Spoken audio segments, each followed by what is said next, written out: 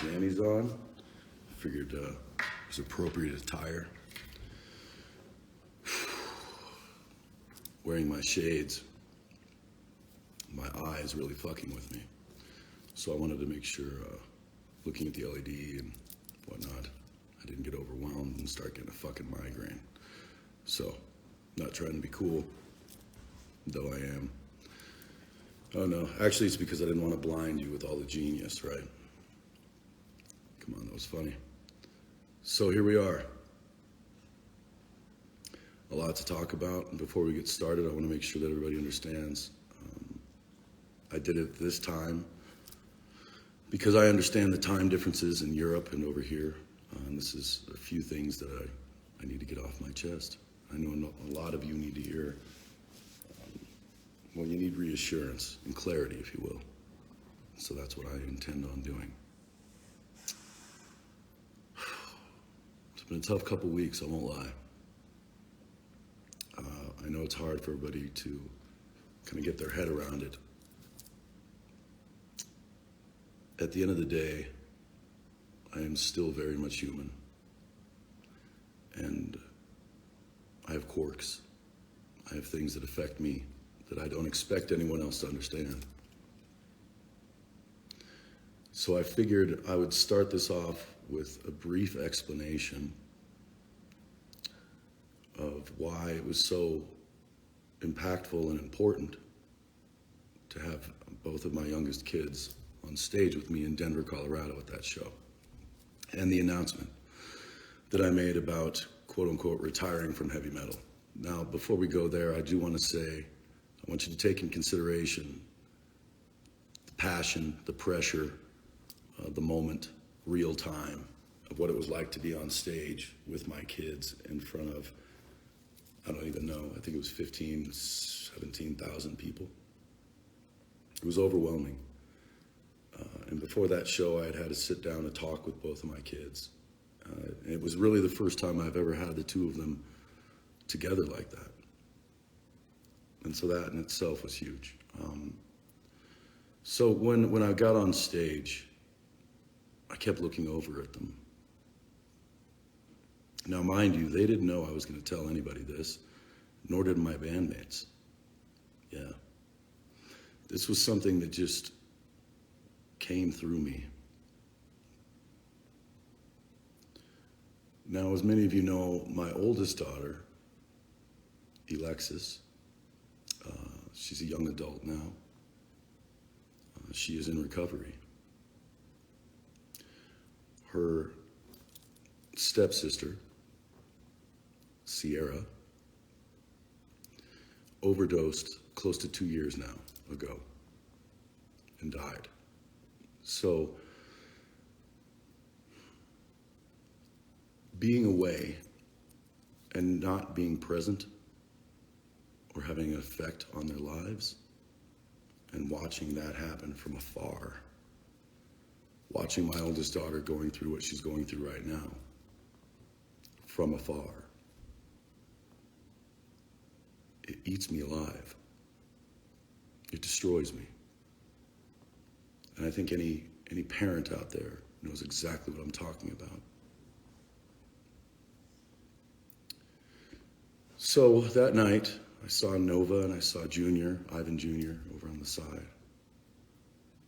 And something in my heart, much like the Grinch, grew 10 sizes bigger. And I had this moment of clarity that everything I had done up until that moment was a prelude to a kiss.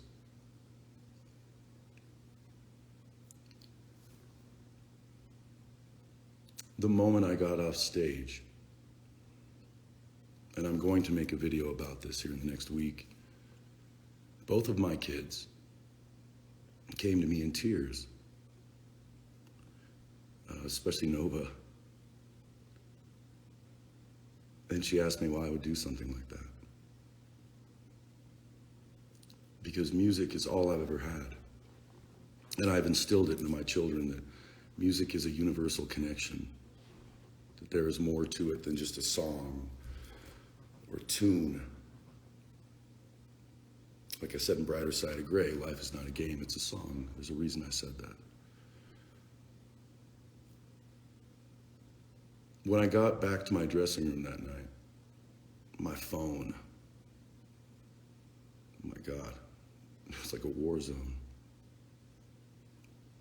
Now again, mind you, I didn't, and this is something that, I'm dealing with now. I didn't really tell Zoltan. I had mentioned it a few times that I was getting to a point where I thought we needed some time off. Him and I, and Chris for that matter, have been through hell and back. He's the closest thing to a big brother that I have. He's my mentor. He's a pillar in my life.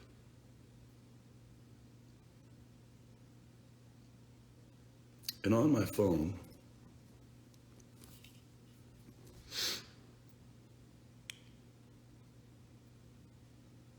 there were texts from people I haven't heard from in a lot of years. That's the other reason I'm wearing the glasses. I knew this was going to get heavy. But none of the people that text me, let's just say, were the ones I thought would.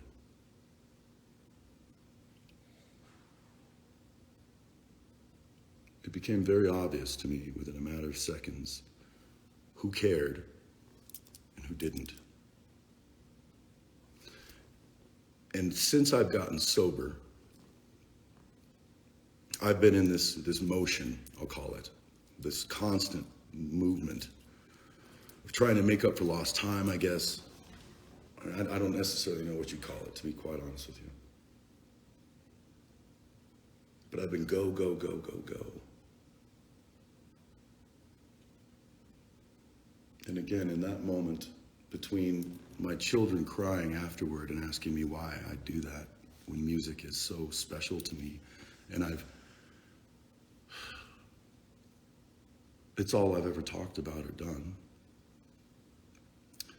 My brother, business partner and guitar player, who I have been through again, I couldn't explain the wars that him and I have faced to you. It would be impossible. You wouldn't want to know some of it, for one. And for two, it's between him and I.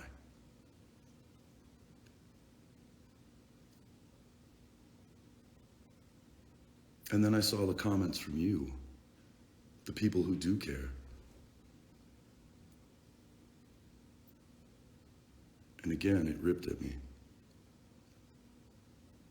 I found myself in this, I don't know, like purgatory. Just wondering which way was up.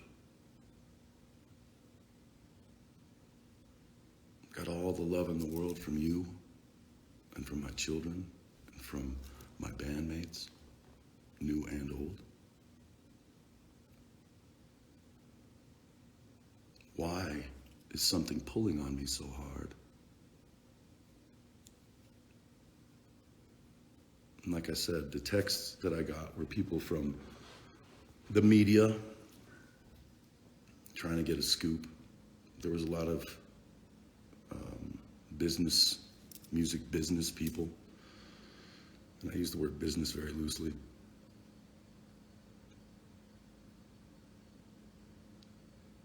And some old friends. But all in all, the ones I wanted to hear from weren't there. And I am definitely not going to bullshit you on this. Some of the bands that we've toured with throughout the years, that we are friends with, were in complete shock and were bombarding us. But there were some bands that it's like anything else, were waiting around for me or something to go wrong. And I do say me because that's always what it is, right? The singer, which I'll get to in a minute. But it was almost like they were happy. Like they didn't have to worry about me being in their way anymore. And I didn't like the way that tasted. See, retiring is much like finding a new path.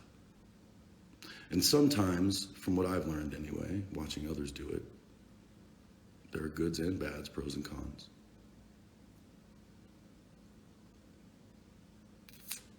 And in the past week, the cons have really started to outweigh the pros. I live for music. It is all I know.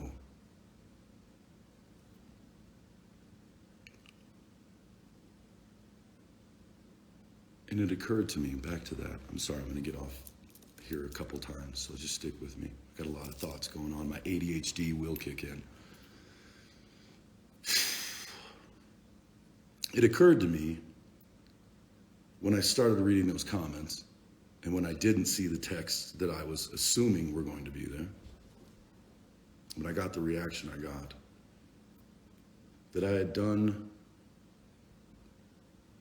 so much work and come so far and still haven't gotten what I want, what music is pushing me to do. And as I'm reading through the comments, I start seeing, well, you saw me read a few of them. I started reading the hate.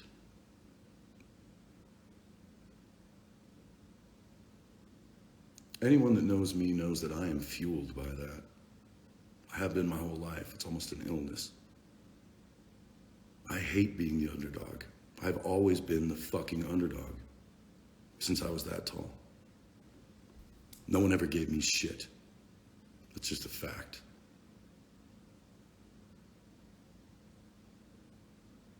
And the hate from the social media chaos that I was sifting through, it didn't discourage me. Again, it enlightened me. Am I going to let these motherfuckers win?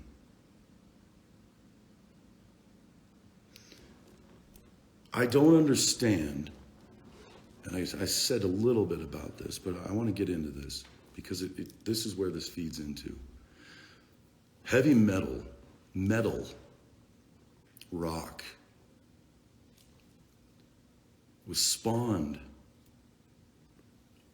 from the Misfits, not the band. Misfits, actual, rogues, outside thinkers, the unaccepted. You can start with Black Sabbath and Motorhead and Iron Maiden. You can work your way through. I mean, there's hundreds of them. Judas Priest. And through time, it all morphed. And that society of rejects grew into a family, which was what attracted me. I saw people like myself, culture, if you will, like mine. I wasn't lost. There were others out there with the same feelings, the same passions, the same drive.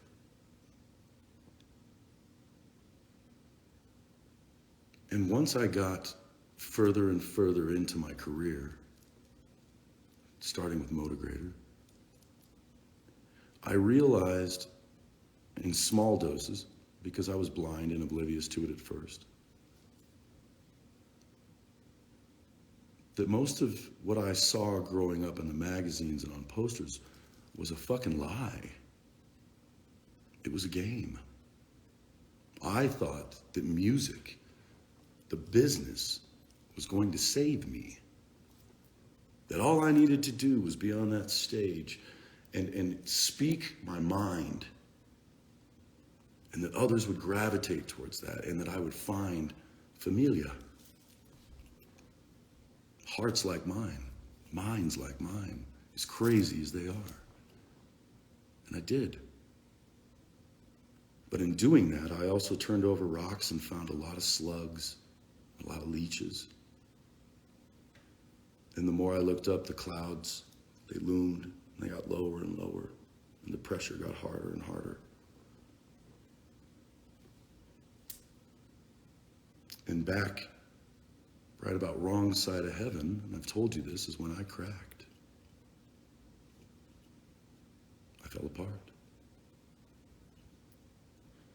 And it had everything to do with missing time with my kids. It had everything to do with the pressure. It's easy to say, fuck you, grow up, this, that, and the other, like all these comments, stop whining. Reality is, I've got tough ass skin. I've been through shit that I would never wish on anyone. That's the fucking truth. But all this chaos and these liars and these fucking thieves, these tools and bottom feeders coming out of the fucking woodwork, family members, deceit, man, insidious deceit. And all of a sudden, metal and rock started to become internal.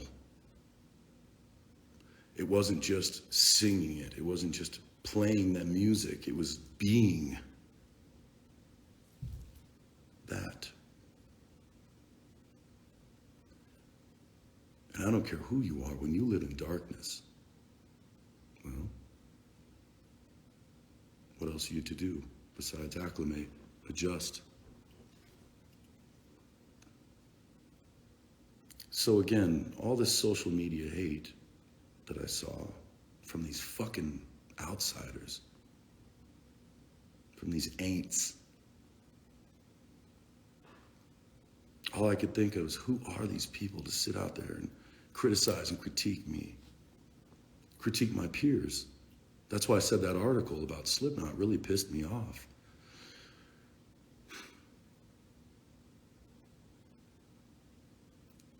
Do you think, and I've said it about us, do you think I started in a band? I started a band with Zoltan called Five Finger Death Punch, looking to make friends?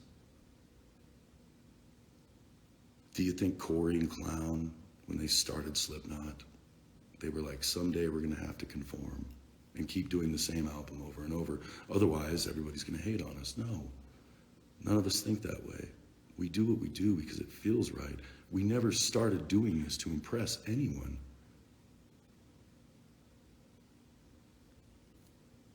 But when all you hear is backlash, you want to retaliate. Of course, right? Defense. My retaliation, at first, was a bottle. Very selfish. Second round of that was waking up. And that was difficult. It still is. And the third part of that has been trying to mend what I've done in the past, which you never can do, right? Never fully.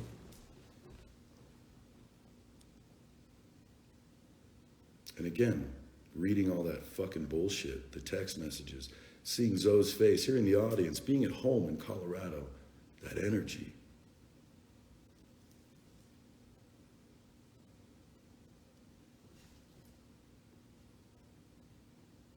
I don't know.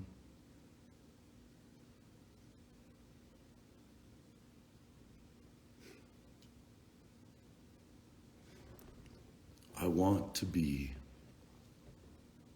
a musician. I am an artist. If I'm constantly doing it by someone else's rules, then it's no longer special or important, for that matter, to me. I've always worn a shirt on stage that says "not for sale." My art is not for sale. I don't make records to make money. I'm fortunate. I'm blessed. I fucking hate that word. I'm grateful that so many of you have latched on in a way, have met me in the middle, have understood, had the same emotions and the same feelings. Again, why I got into metal in the first place. The connection.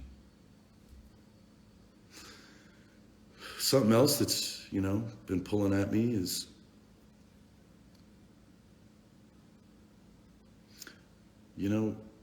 it's hard for me to Google my name and see all of the bullshit, and half of which is bullshit, lies.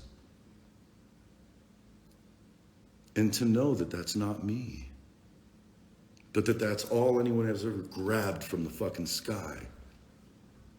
Not all the accolades, not the shit we've done.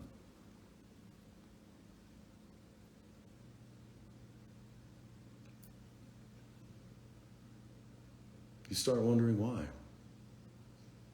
And again, then you look over and you see these two brilliant souls that in all honesty, you are half of. You've helped create these lives.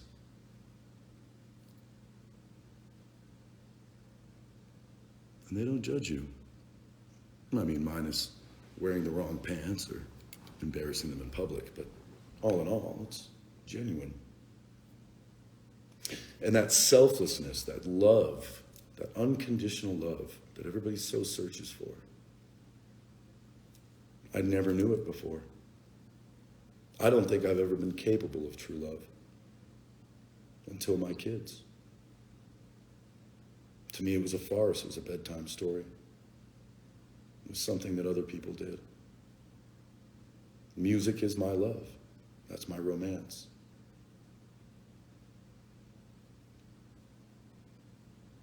So when it becomes a challenge, when I am screaming everything I know,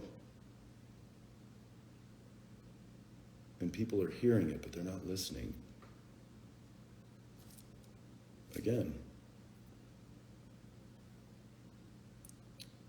Anyway. So I've got a couple things I want to share before I start taking questions. I told you this was going to be a long one. Going back to my oldest daughter, who I have named my recovery center. I'm going to take these off. See if my eye's okay.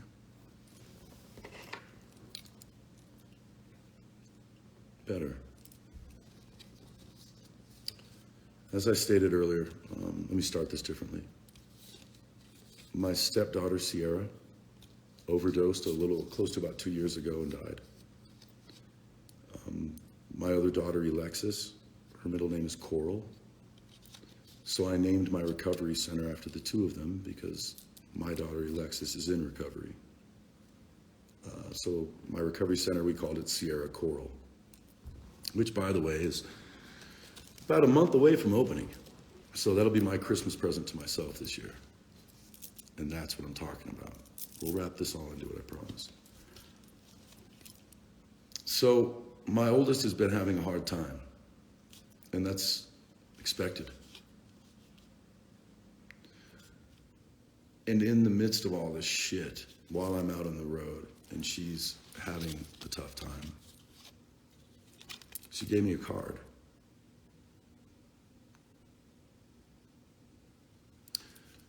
I'm going to read it to you. It says, "We are not okay." Obviously, sorry. If I get teary-eyed, don't fucking say anything, just deal with it. "When we're scared, angry, and for sure tired, on top of all that, we're still expected to step out into this world and function like everything's okay. But we have the right to feel how we feel, the right to cry, the right to scream, and to shut the world out, to dream of something better. We have the right to be who we are in this moment and do what we gotta do to get through it. We're gonna do it together, Dad, and I love you. Every minute, every second, every day. We got this, Pops."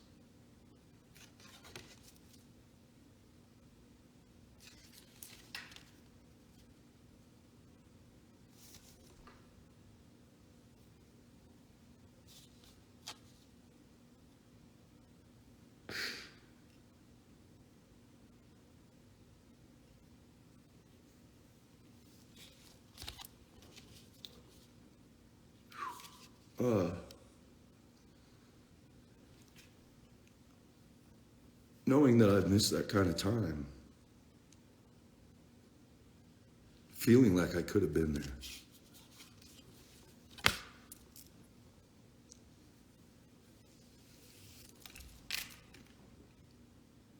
You can't fix that.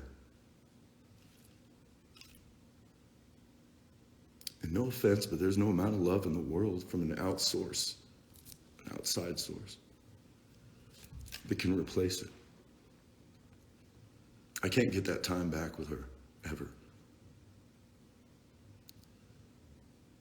And I just don't want that to happen with my other two.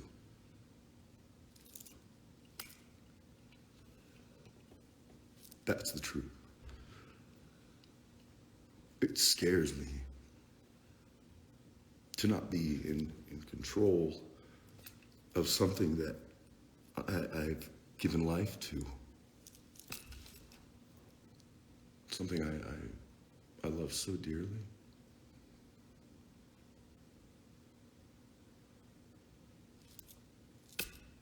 So, I figured that maybe if I could make up that time, it would in some way patch my heart, excuse me. And again, you know, we just got home about 5 days ago. Sorry, my bad.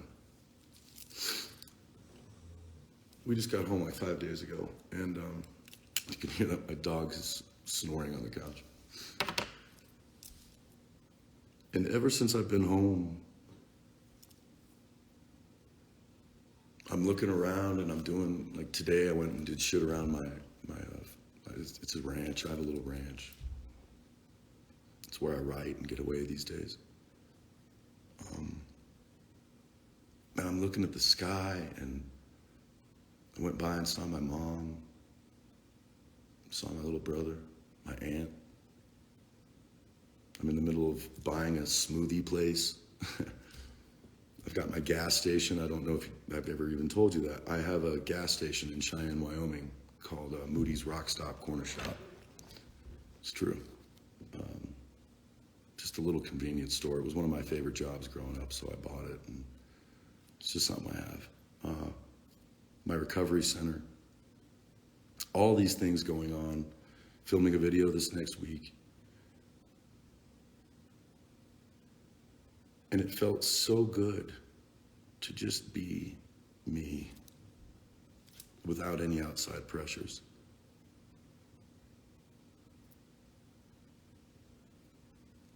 And then I got in my car, my truck. And Willie B., good friend of mine, from KBPI 1079 here in Colorado, was on the radio, and they were talking to people throughout the day. And they played one of our songs. It's not very often I hear our stuff on the radio, because I don't really get a chance to listen. And it hit me like a ton of fucking bricks.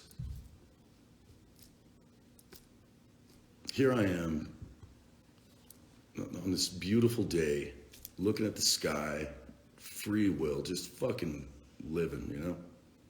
When the rest of the world is falling to shit, taking a moment and feeling good.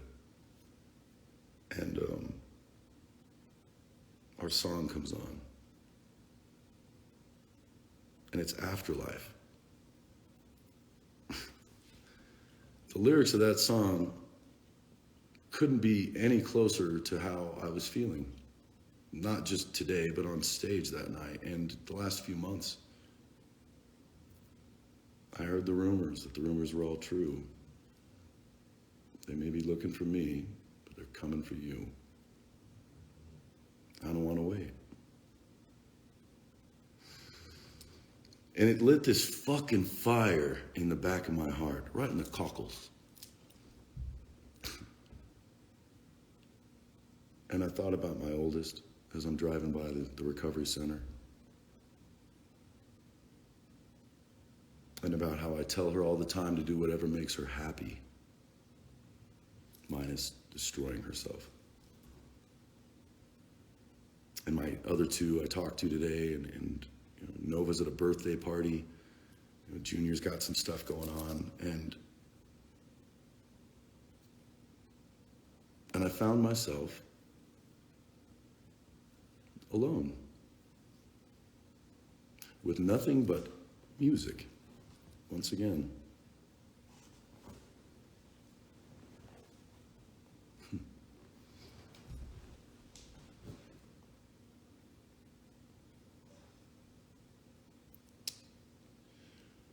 Metal is not, what's the fucking word?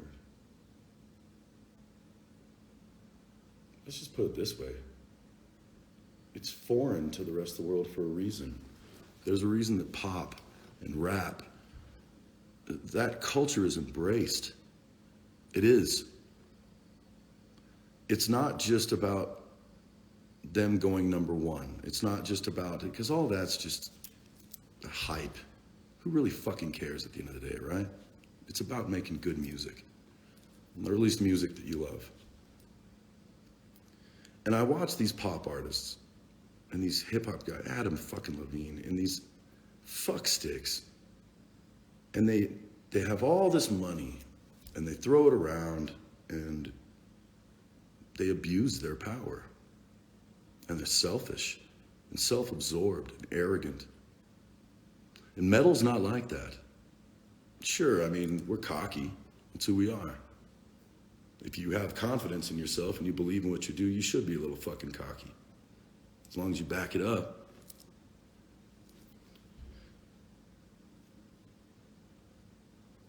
Metal to me, I don't know how to put this other than just saying, needs to be what it was. You, the fans, have the choice to make this all change. You are allowing hip hop and pop and all that shit that these artists, they don't write their own stuff. They don't even choreograph their own fucking moves. And they go up there and accept awards and they're fucking millionaires and blah, blah, blah. And you got to read about them in the tabloids every day. Who gives a fuck if Kim Kardashian took a shit or not?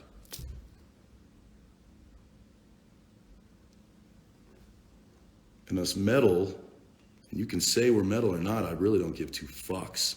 Again, metal is this big, and you motherfuckers, some of you make it this big.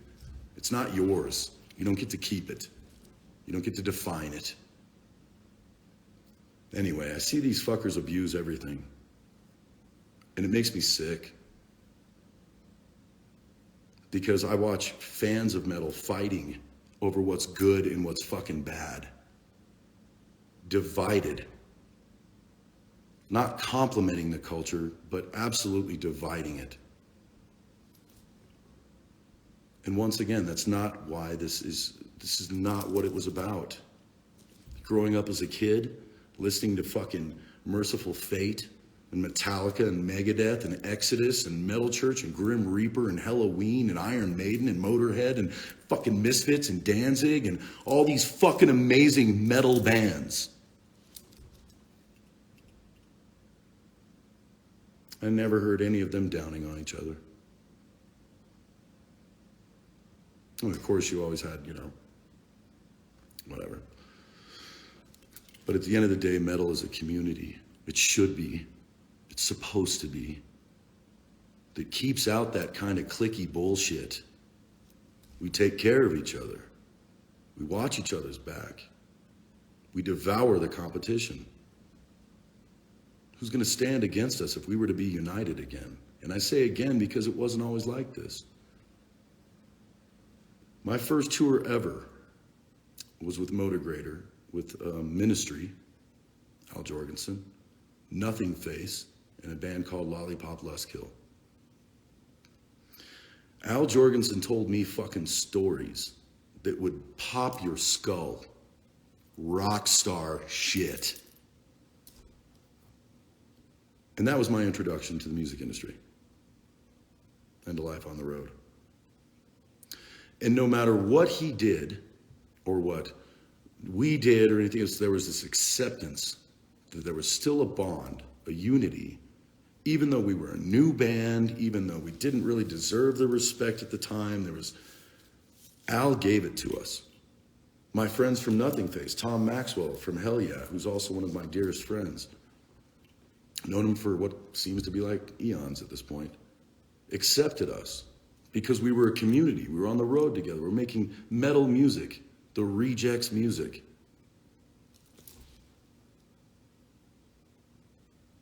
I could go off about this for fucking hours. We sit around and we bitch, but we bitch about each other. I am tired of people picking at things that, for one, they have no fucking position to talk about. And for two, this ickiness that has become heavy metal.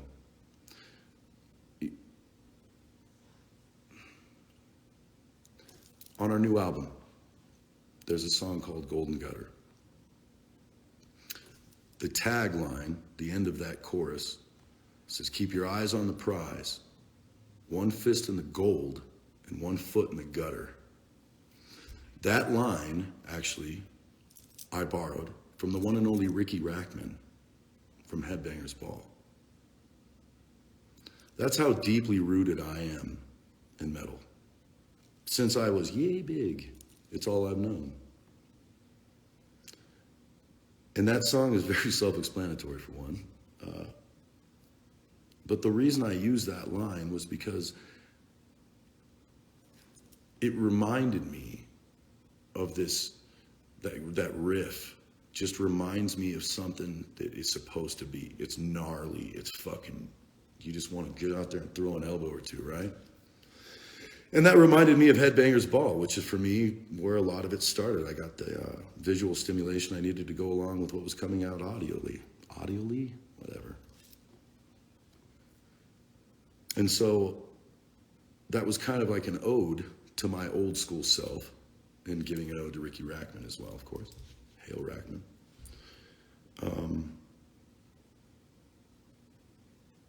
God.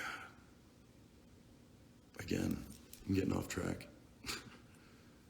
That thing with my kid just really kind of... I had written a couple things down, and I was going to talk to y'all about some stuff that had been written. Somebody said the other day, what did they say? That my generation of metal, and they put like these quarterbacks above us. I don't know if anyone saw it. And they were like, Tom Brady and Aaron Rodgers and all these quarterbacks.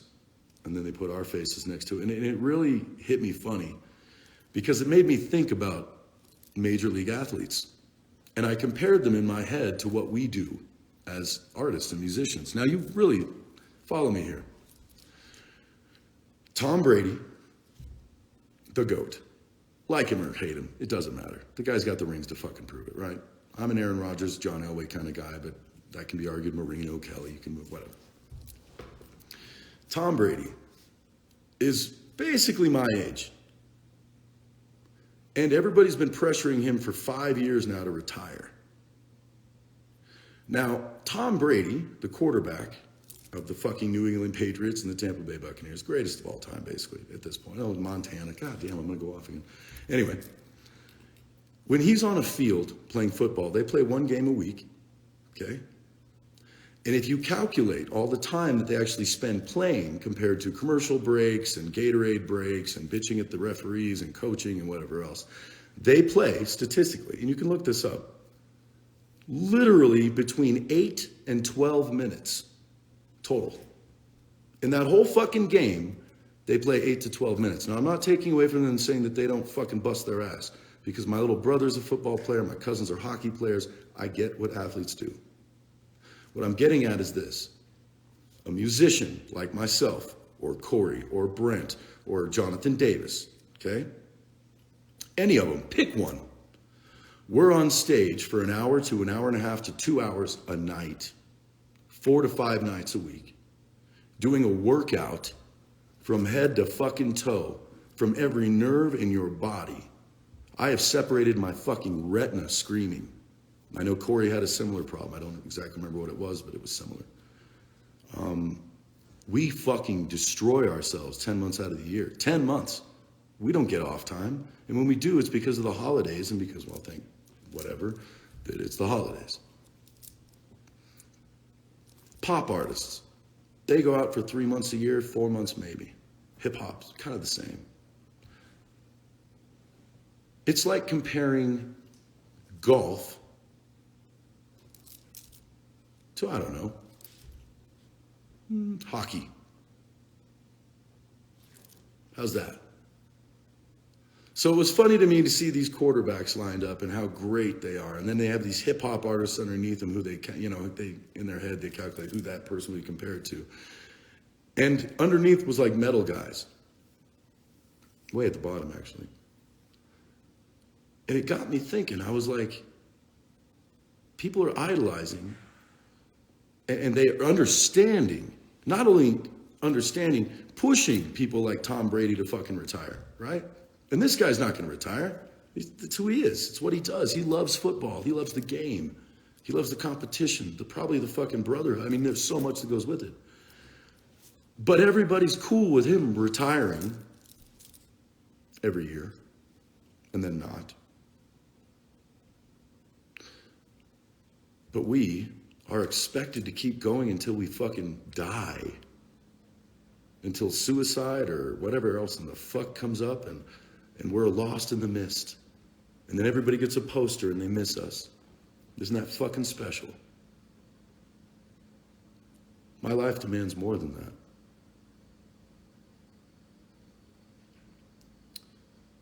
So in a few seconds here, well, a few minutes, I am going to take a break.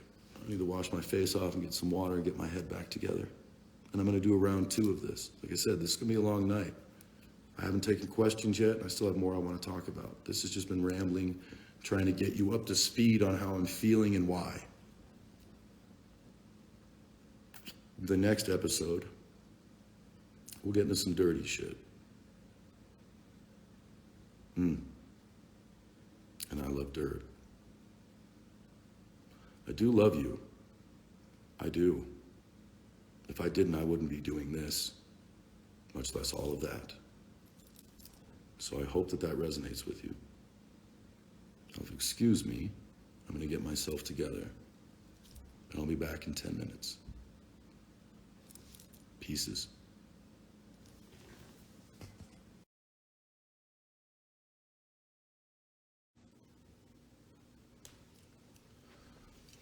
All right. Round 2. Thank you for understanding. I ran outside, let my dogs go to the bathroom. Let me show you. So I inherited this fucking guy from my daughter. His name is Zeke. And then you got Gypsy, who was just spayed 3 days ago. She's out like a light. And then, of course, you got the almighty Bodhisattva. All are relaxing and enjoying the fucking time. And so am I. Thank you for enduring that, my rambling and my emotions. I'm an emotional guy. That's why me and Zoltan have always gotten along so well. He's Spock and I'm Kirk. It's very easy. I bring the fire and and he's ice, so it's perfect. Anyway. So I do want to talk to everyone. I want to make sure I get some questions in this time. I won't go on a complete rant again. But I do want to say a couple things. First off, don't ask me about when we're going to come to your fucking town again. All right? It's the most ridiculous question ever. That's why we have a website and tons of social media outlets. Or ask a friend, for God's sake. Figure it the fuck out. If we haven't announced it, we haven't been there, we're not going to be there anytime soon, we will tell you. I swear. We have an entire team of people to take care of that shit. So, please, don't ask me when I'm coming to your fucking town. It's ridiculous. Second, with your questions, I promised myself that I would be completely transparent tonight. It's time. Somebody put out there the other day that the reason I'm getting frustrated is because I'm not using what I have in the way I should, my platform, if you will. And I know that I have a tendency to beat around the bush and try not to take sides, be more of an independent, if you will. But the time has come. If I'm going to continue to do this or anything like this, I have to start putting certain feelings aside. That being said, I want you to be real with me. All right? Don't be shy. I'm cool, man. I've got nothing to fucking hide. I will tell you this. On this last tour, before we get into this, and the tour prior to that, the Metallica tour, I'll call it, over in Europe, I saw things that really opened me up. The crowds, the European crowds, you can't explain it. Here in the States, there's a lot of expectations. There's a lot of, especially with everything going on right now. Most of the European crowds, a lot of the European crowds, if not all of them, when they go to a concert, it's not to talk about politics. It's not to talk about anything really else that's going on in the world. They want that moment just to release and have fun. And I've made a point, especially this last tour here in the States, to say that every single night. As a matter of fact, there were a few shows where I had everyone turn to a side and shake the hand of the person next to them and introduce themselves. There are reasons behind that. So I need you all to be family. Fight, argue, debate. But at the end of the day, you need to be on the same page, okay? We need to understand each other a little better. Because I'll tell you right now, I am very close to, well, we'll talk about that in a while. So, I'm gonna lift you up to where I'm at. Lift me up above it. See, I can't even get away from my own shit. And I'm going to scoot this back, start taking some questions. Forgive me if I adjust you here. So, let's start over. Hi, my name's Ivan. I was born in Marysville, California.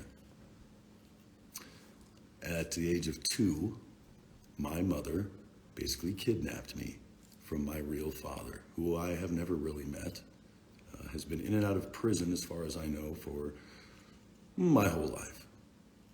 He went to jail for really special things like murder, manslaughter. Neat stuff. When I was born, my name was Jonathan Lewis Zimmerly. That's right. On my birth certificate, that's what it said. The third. My dad's name was John Zimmerly Jr. And of course, his father was Senior. Now, this is just all hearsay from what my family's told me through the years. And believe me, I'm going to get to the questions. I just want to give you an introduction, if you will. My mother decided to take me from Marysville, Sacramento area, when I was about 2 years old and bring me to Colorado, where my grandmother and grandfather and the rest of my family lived. The Mansfields. And the Rogers, forgive me, sorry. When she got here, she met a man named Michael Greening, who in turn adopted me when they got married.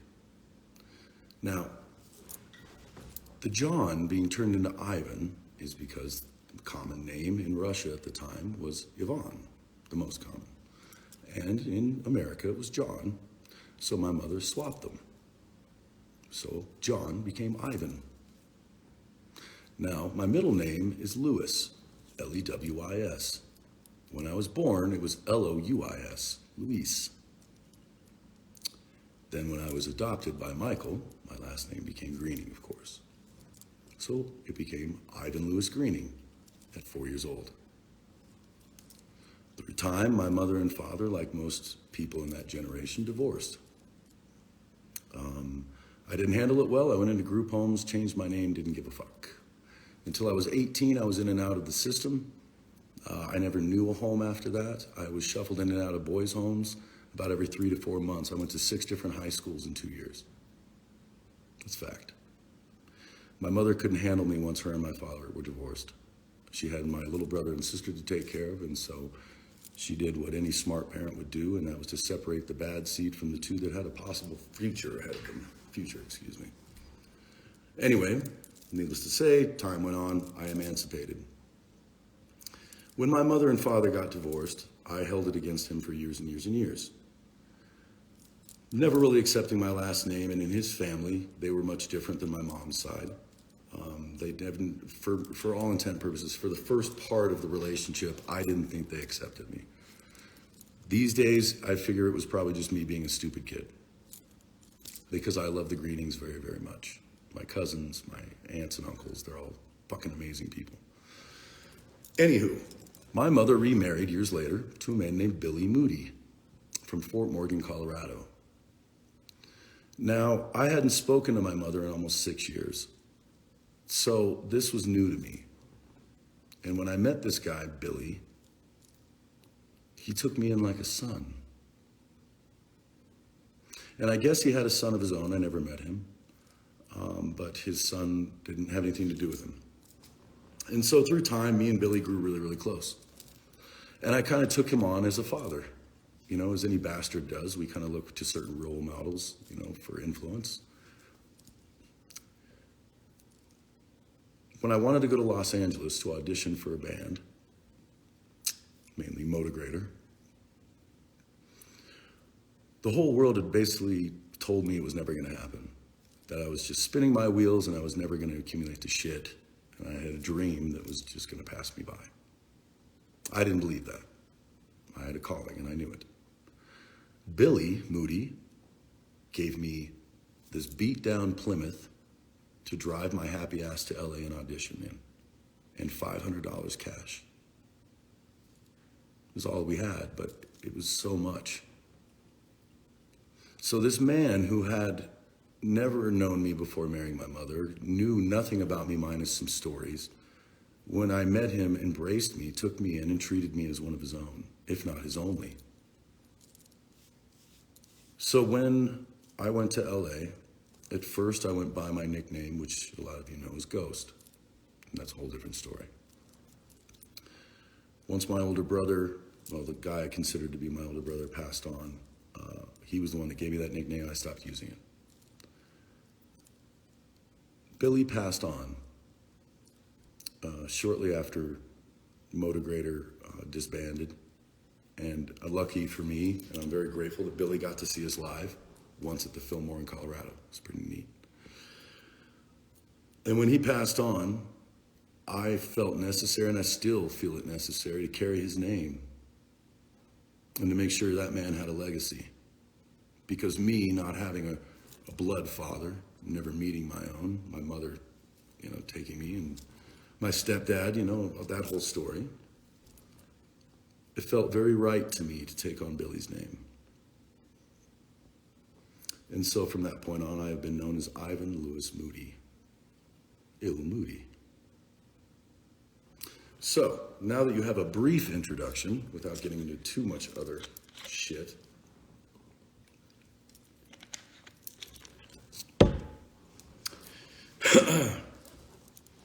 when I was in Colorado, my first band ever, because I see that question right there, name your bands. Okay.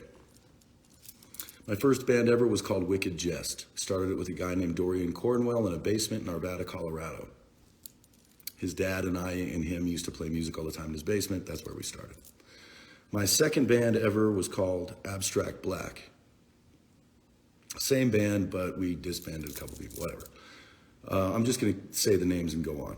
So then was Less Than Zero, which was a digital band, industrial. I was in a band for the longest time, which was really my breakthrough in music. At the time when I joined them, they were called Hallucinasia.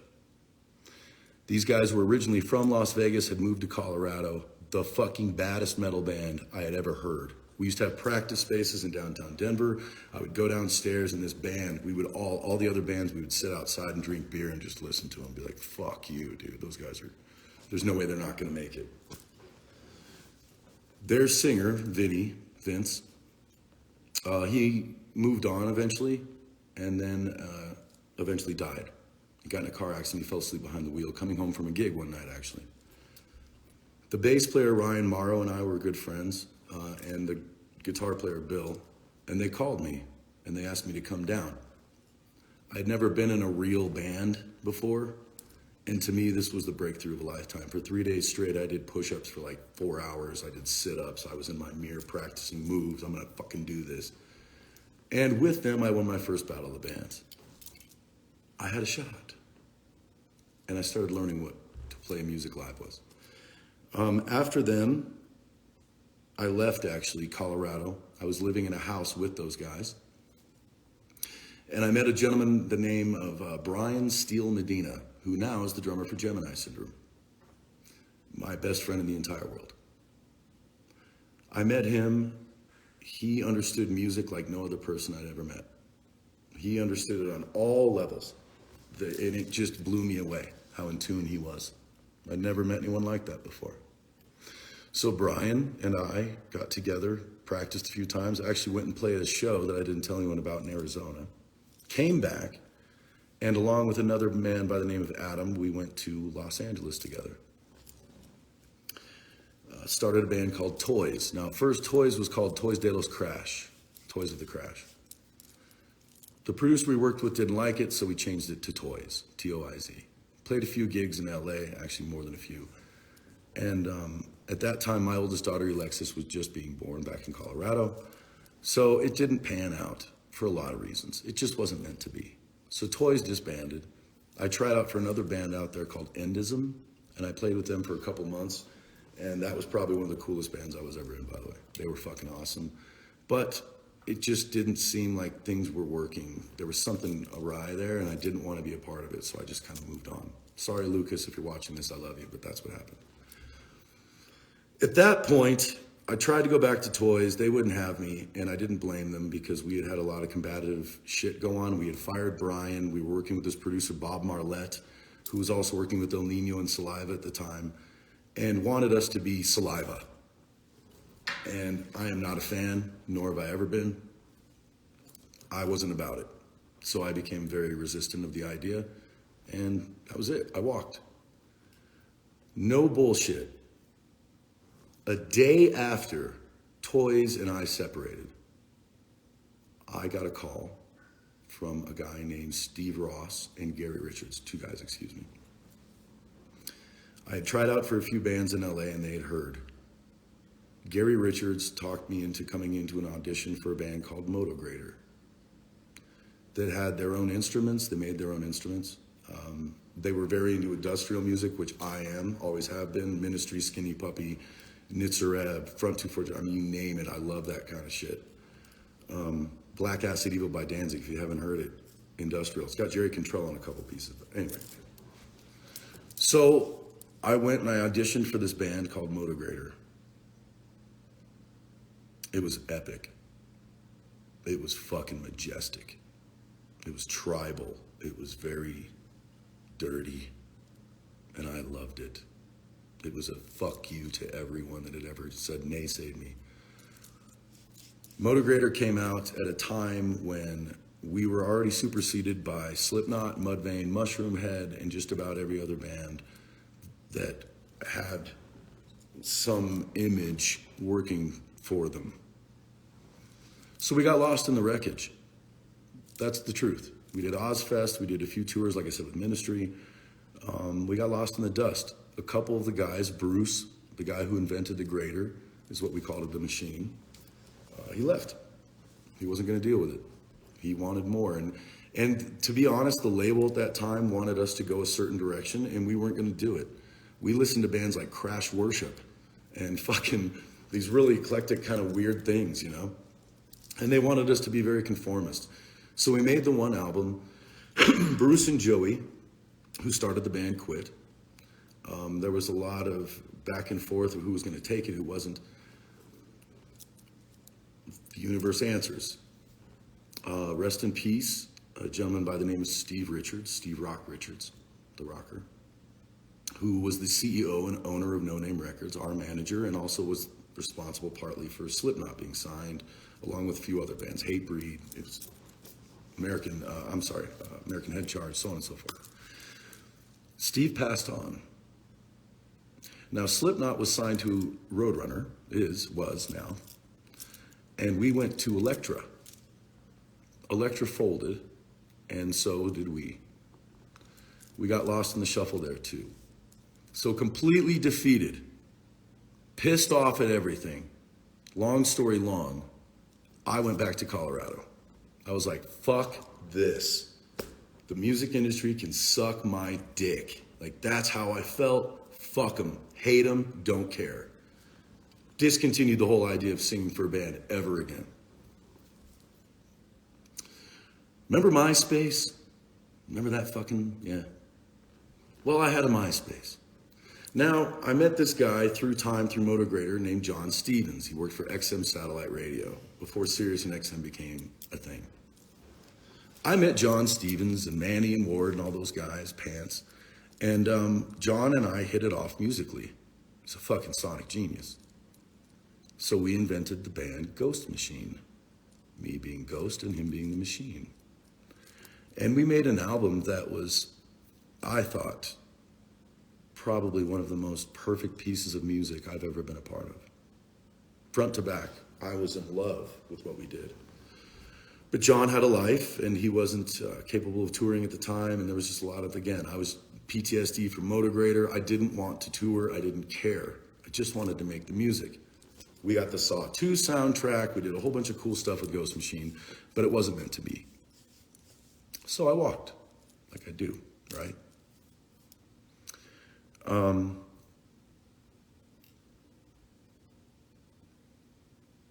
Yeah, I got a MySpace message from a gentleman by the name of Zoltan.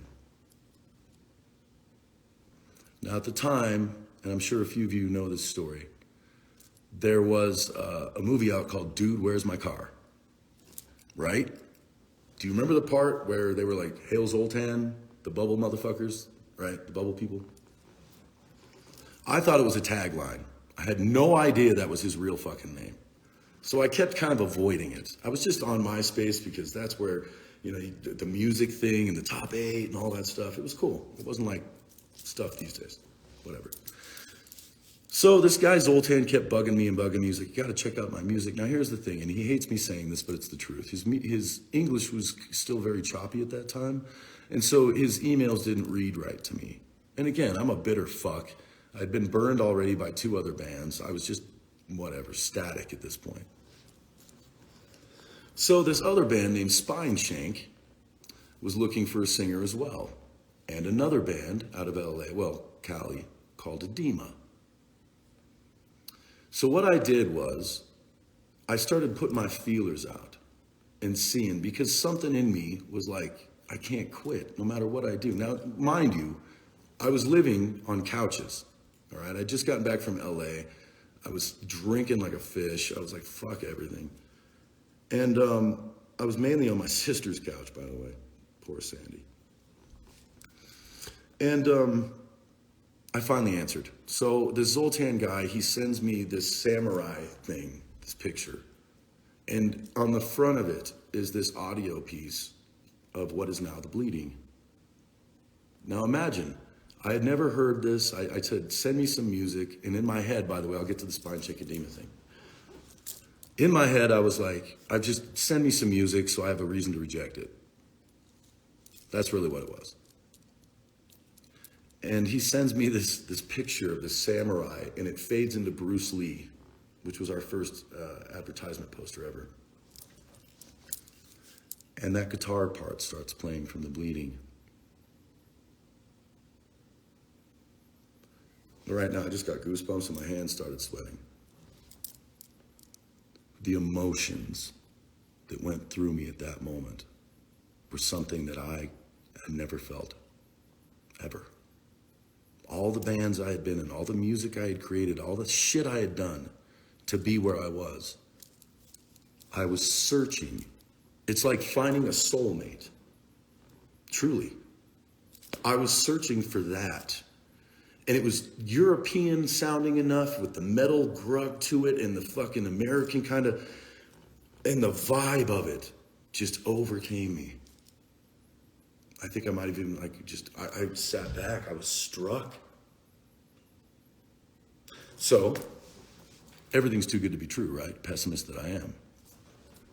So what I did was I got back in touch with him and I said, here's the deal. I'm going to fly to LA, but it won't be for a while. So he kept hassling me, hurry up.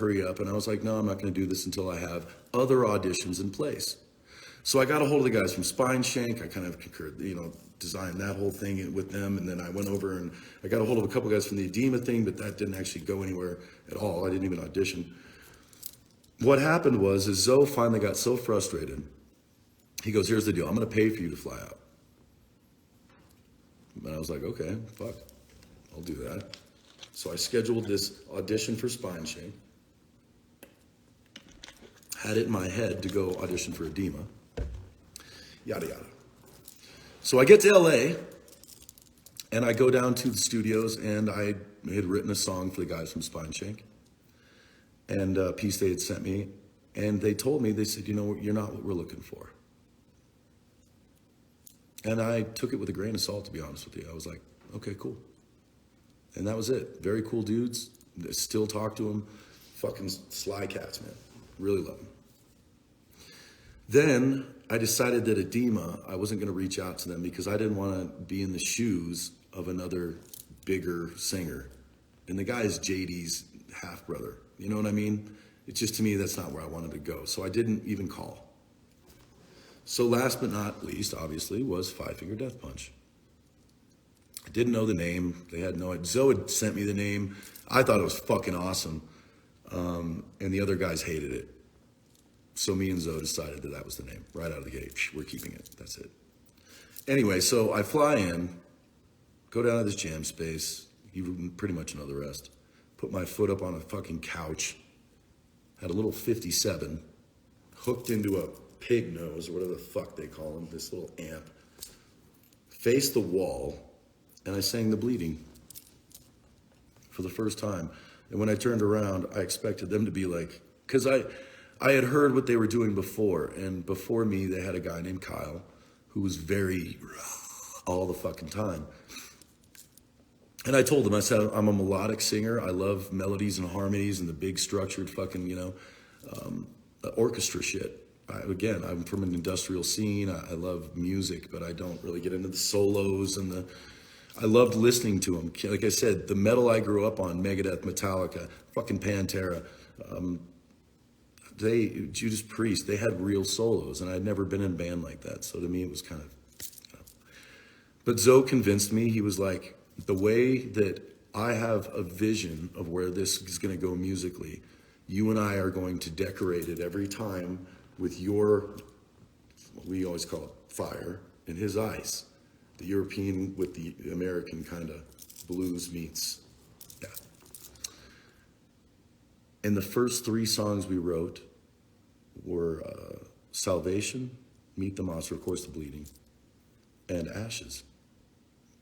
Way of the Fist, by the way, just to wrap that up. The song, that was a 3-take song, all together. I tried it once, I got my rhythm down, I wrote down a couple lyrics, tried it twice, and the 3rd time we recorded it. That's the truth. That's how spontaneous this all was.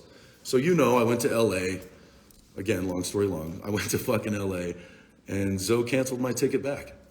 Actually, he said he never bought me one, but I don't believe that. He told me, he looked me in the eyes and he said, if you want to go back, you're going to have to pay for it yourself. He goes, because I have busted my ass to get you here. I fucking love you. You're everything. And I think you haven't had the shot you deserve. He goes, I'm watching other singers out there and they fucking are half as da-da-da-da as you are and so on and so forth. Ego pumping, of course, right? But it worked.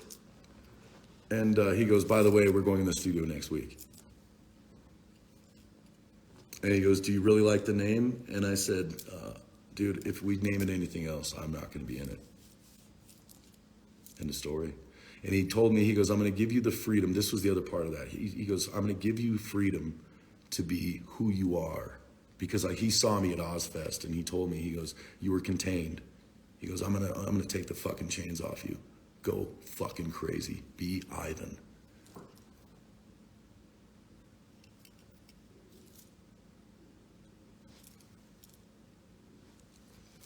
You gotta watch what you say sometimes. Anyway, So we built a relationship around a business. Him and I had never met one another. We didn't know each other. We weren't friends. We constructed our relationship around business. And we implemented other people to help us with that business and design music. You know through time that people change and things change. It's okay, people. It's okay. So all this comes to where I'm going to be. And yes, I'm going to do a third segment tonight. If you don't like it, go to bed. Where I'm going from now is going to be the next part of this. But I am going to keep going on this one part of the story because it needs to be finished. Throughout the years, Zoltan and I have worked with a lot of people and grateful for it. Not every day. There's 1% of the musicians in the world that ever get a shot, much less that actually do something with it. Zoe and I are very aware of our fortune and are very, very, very grateful for our fan base. Through time, there has been so much that happened. It's been nearly impossible to get past the past. Earlier on the first segment, I said about Googling my name. Did you know that you can change anybody's Wikipedia page at any moment? It's the truth. Go start one. Have your friend change it for you. Social media is so out of control that no matter what we do as a unit, Zoltan and I, no matter who is here and who isn't and what happens, the music we create and everything else, there is this lingering piece of shit past that some motherfuckers just won't let go of. And I don't know if it's out of jealousy. I don't care if it's out of jealousy. I don't know if it's out of just bitterness because their fucking life sucks. I don't care anymore. Zoltan and I started this with the idea of that. Period. We never expected any of this. So if you, for 1 minute, think that I am not aware, fully conscious, and grateful like a motherfucker, you're out of your mind. But when I see the things that people hold on to and are unwilling to let me move forward from, well, then the obvious thing to do is to cut those fucking chains off your back, right? You can't carry weight around for other people. It makes no fucking sense. You'll kill yourself. And not metaphorically, literally.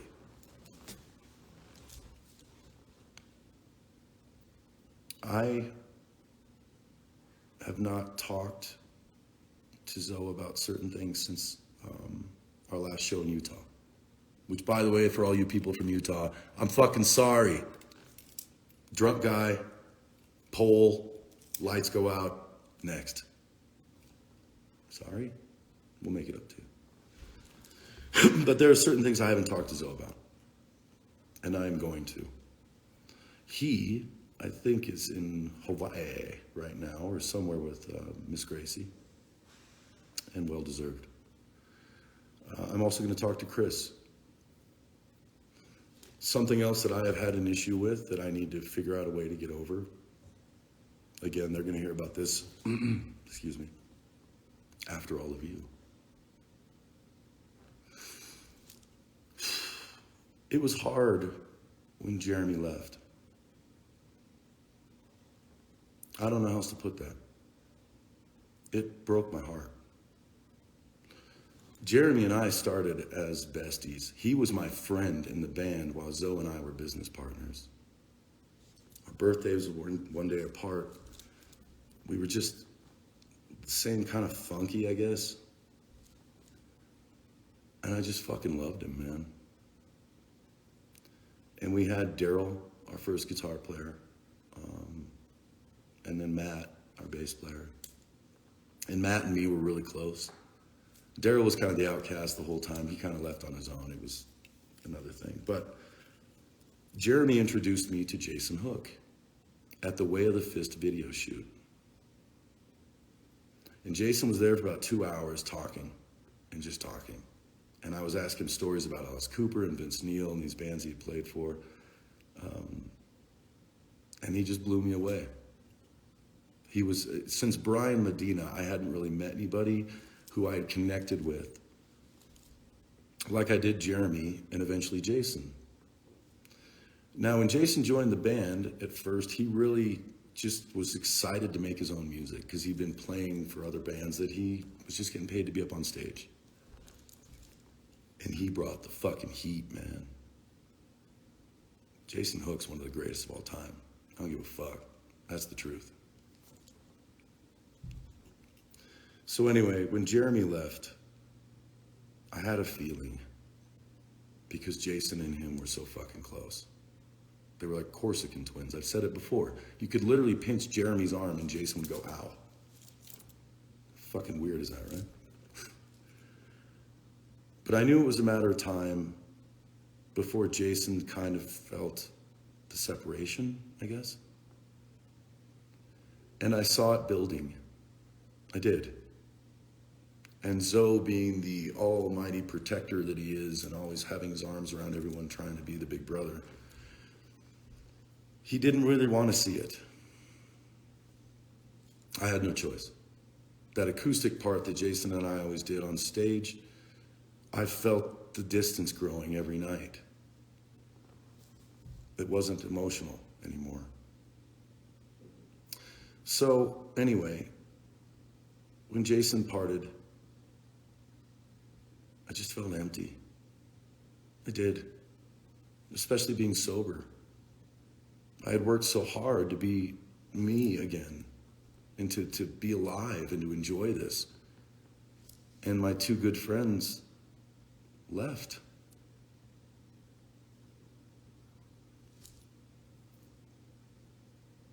Luckily, Charlie came in. And this is as honest as I can be about anything. I didn't really know Charlie. I don't really do auditions either. When Chris joined the band, when Matt was out, I didn't go to Chris's audition. I didn't, you can ask him. Because I feel like I get emotionally attached, and this is more about the music and everything else. So I just don't do auditions, fuck it. Anyway, so Charlie basically was the first audition I had ever been to, and it was on stage. And he got behind that kit, and just his warm-up was fucking jaw-dropping. Again, I'd never heard of him. Jeremy actually introduced us to him because Jeremy had been studying him online, had been following him, and he was telling us, he goes, this kid's like Neil Peart meets Vinnie Paul meets fucking Lombardo. I mean, this guy's gonna be an icon. Danny Carey, you name it. I mean, this kid's got it matched. Sure, right? Sure. Then I met him. This cat is the most genuine motherfucker I have ever known. He doesn't lie, doesn't know how to for that matter. He doesn't have any, I don't know, he's not built like the rest of us. Whether it's from being from Minnesota and I don't know what the fuck, how Charlie ended up so good. And he is just such an artist. Everything he does is based around art and music. Everything. He's calculating. I mean, I was so awed by him. Now that hole starts filling. Jeremy wasn't so painful anymore. Not only was my friendship rekindled with somebody, and a new friendship, without all the dirt and the infection, if you will.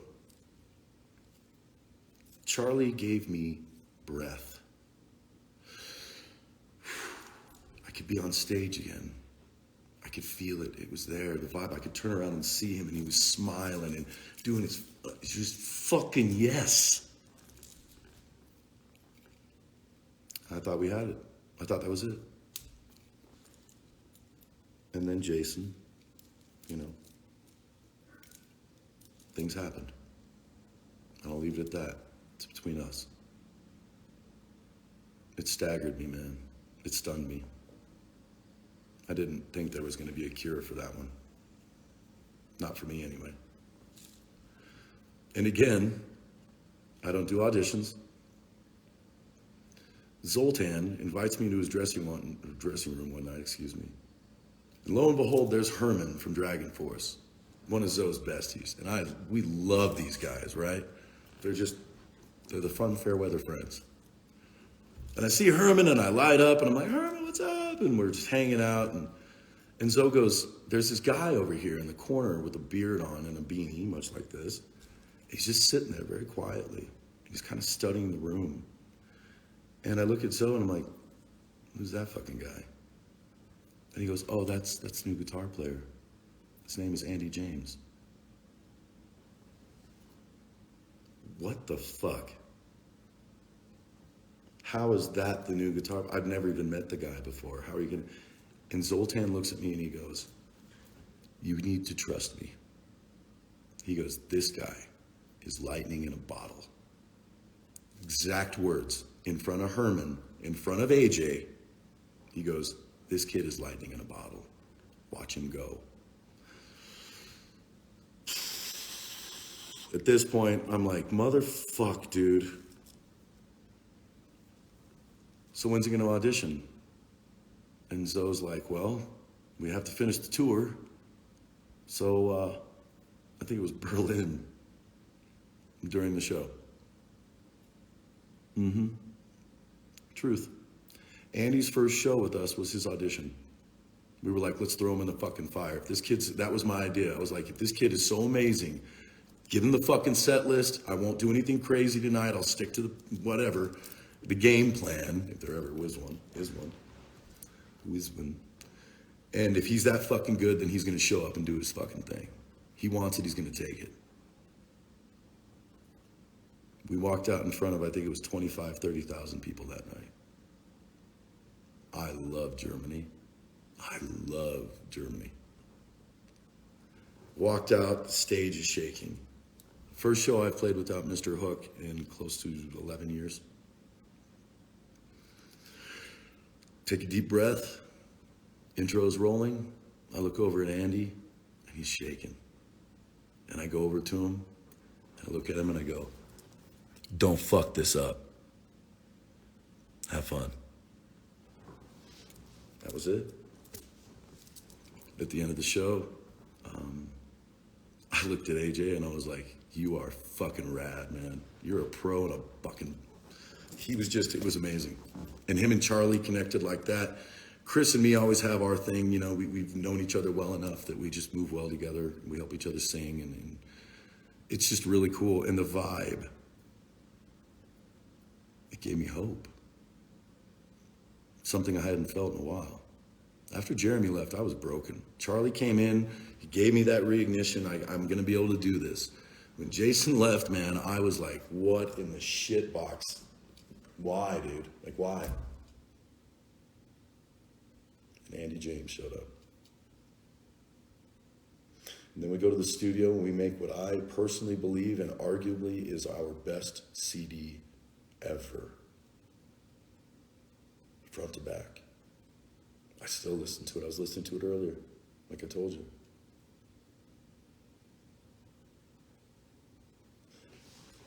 And then all of the rest kicked in.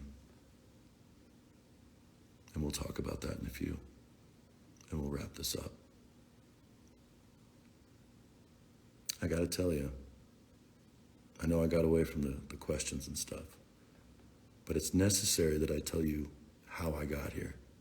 And of course, all the other stuff will be for the documentary, the book, or you can just find it in the music.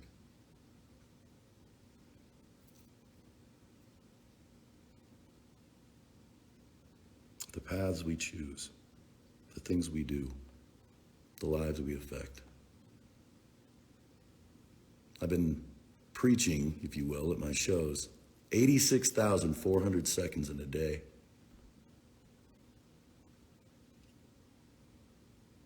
How do you spend them?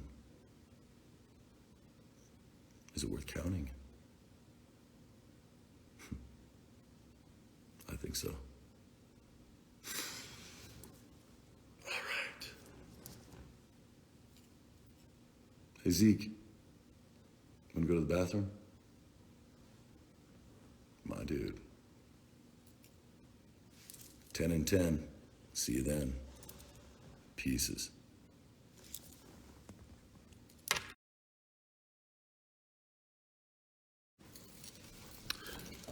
I found this one a little more suiting for this last segment, seeing that I'm going to answer some questions, like I told you in the last one.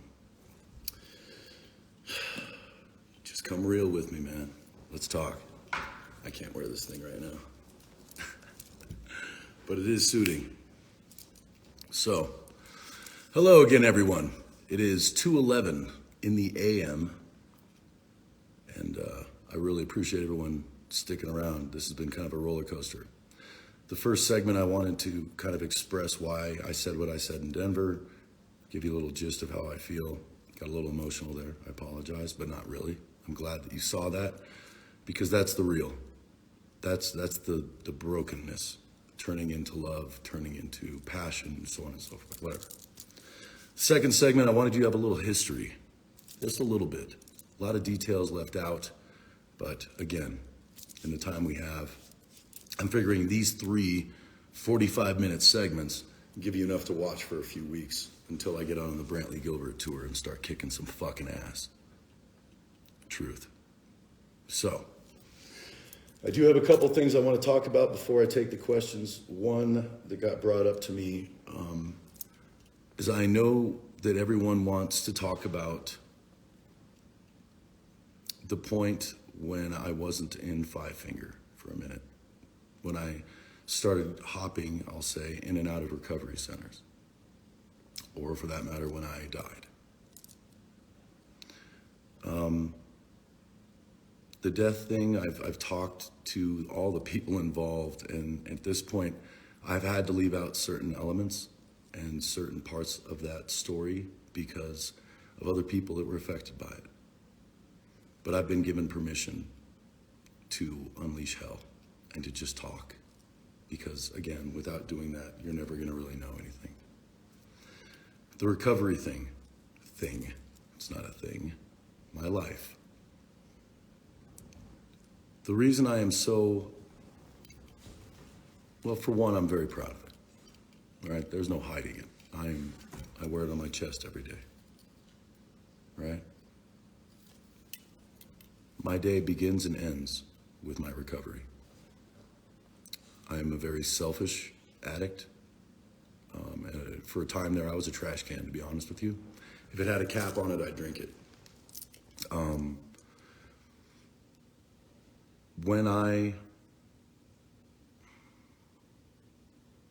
When we as a band decided that it was better for me to part ways for a minute, and that's being polite.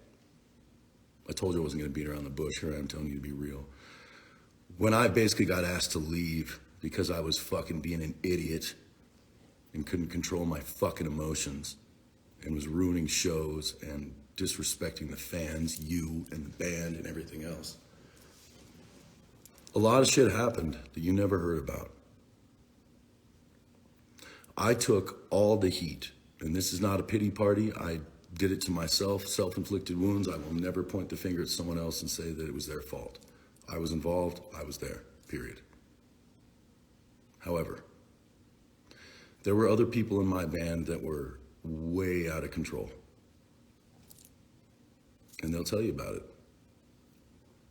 But because I had the microphone, I took the brunt of it. And I couldn't deal with that. So I imploded, exploded. And I decided I was gonna take everybody with me. Fortunately, lucky for me, the other guys had faith, mainly Zoltan. And Zoltan, when the end came to end, and I had paperwork in front of me, and I wasn't even allowed to stay in the same hotel as the band. I mean, there was a lot of shit that went on. When I'm in my hole, all I saw from the other members were shadows. Except for Zoe. Now this is as real as it's gonna get. I felt betrayed. I felt left behind.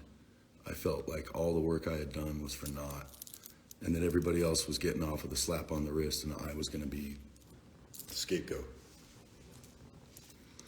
Zoltan refused to let that happen, and he threw a rope in that hole. So amidst all the shadow, there was one little light, and it was my brother Zoe. My recovery, Zoltan, and he'll tell you this, never thought I'd recover. Never. He hadn't wiped his hands of it, but he was at the mindset like, this is just not going to happen. He's too far gone. Lucky for him, I don't give up. Anyway. So in my place came Phil from All That Remains, a very good friend of mine. I love Phil very dearly. We don't see eye to eye on some things, but we do see eye to eye on a lot of other things. And I have the utmost respect for that human being. There was a lot of stuff said that wasn't true. A lot of things that the media just made hype about that wasn't true. And again, I couldn't stand it. I couldn't understand. I can't understand how a media controls so much that nobody thinks anymore. You just take this little fucking bit of information and it gets exploded into this giant fucking shit bomb. It's like that old game when you whisper something in somebody's ear and it comes back around. It's completely fucking opposite of what you said. That's the media. So then came Mr. Vexed. Tommy and I knew each other for a lot of years, before Zoe ever met him. When I first moved to LA with toys, I ran into Tommy a few times. We used to party together. Very different human beings, both of us back then. I'm not gonna get into too much detail. I'm not, out of respect for him. You all may think that I have a hatred for him, but it's a pretty one-sided hate, to be quite honest with you.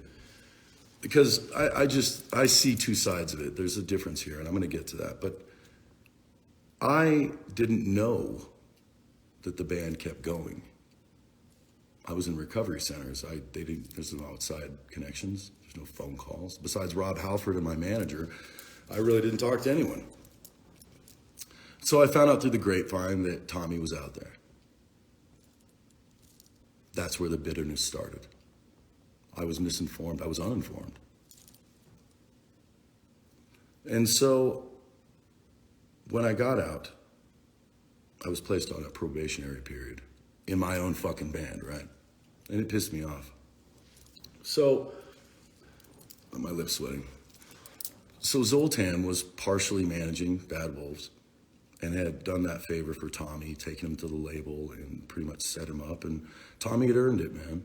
You know, he's a good artist. He really is. That's another story. Anyway, he really is a talented cat. So Zoe kind of picked them up, put him under his wing, and little did I know that the reality is that Bad Wolves was going out with us so that in case I fucked up, they would have Tommy there to take my place. I'm sure you can tell how that sat with me. So from day one, Tommy had been cool with me. He was like, I don't want to be here for this. He was straight up. He was like, he even came in my room one night with my bodyguard. And we sat down and I was like, dude, I don't want you here. And he goes, I know, I don't want to be here. And we discussed it, is my point. And so at the time, I kind of let it go, And so did he. And I think what happened, and I don't know because I can't speak for him. A lot of it, in my opinion, came from little stuff like, how do I say it? Attitude. When you go to catering and there are people cooking for you all day and you're screaming at them because they're feeding you something you don't like, what is the fucking point of that? So I saw britches getting bigger and heads swelling. And it became very clear to me that Bad Wolves, and I've talked to John and Doc about this, it was almost like they were given the Death Punch crowd, if you will, we handed them our fan base on a platter. And I think that certain members expected that to roll over. And what they didn't realize is the bond that Zoltan and I have, and Jason for that matter, and Chris, was not going to be broken. It was up to me to come out of that fucking thing. I understand that. Phoenix Rising, hashtag.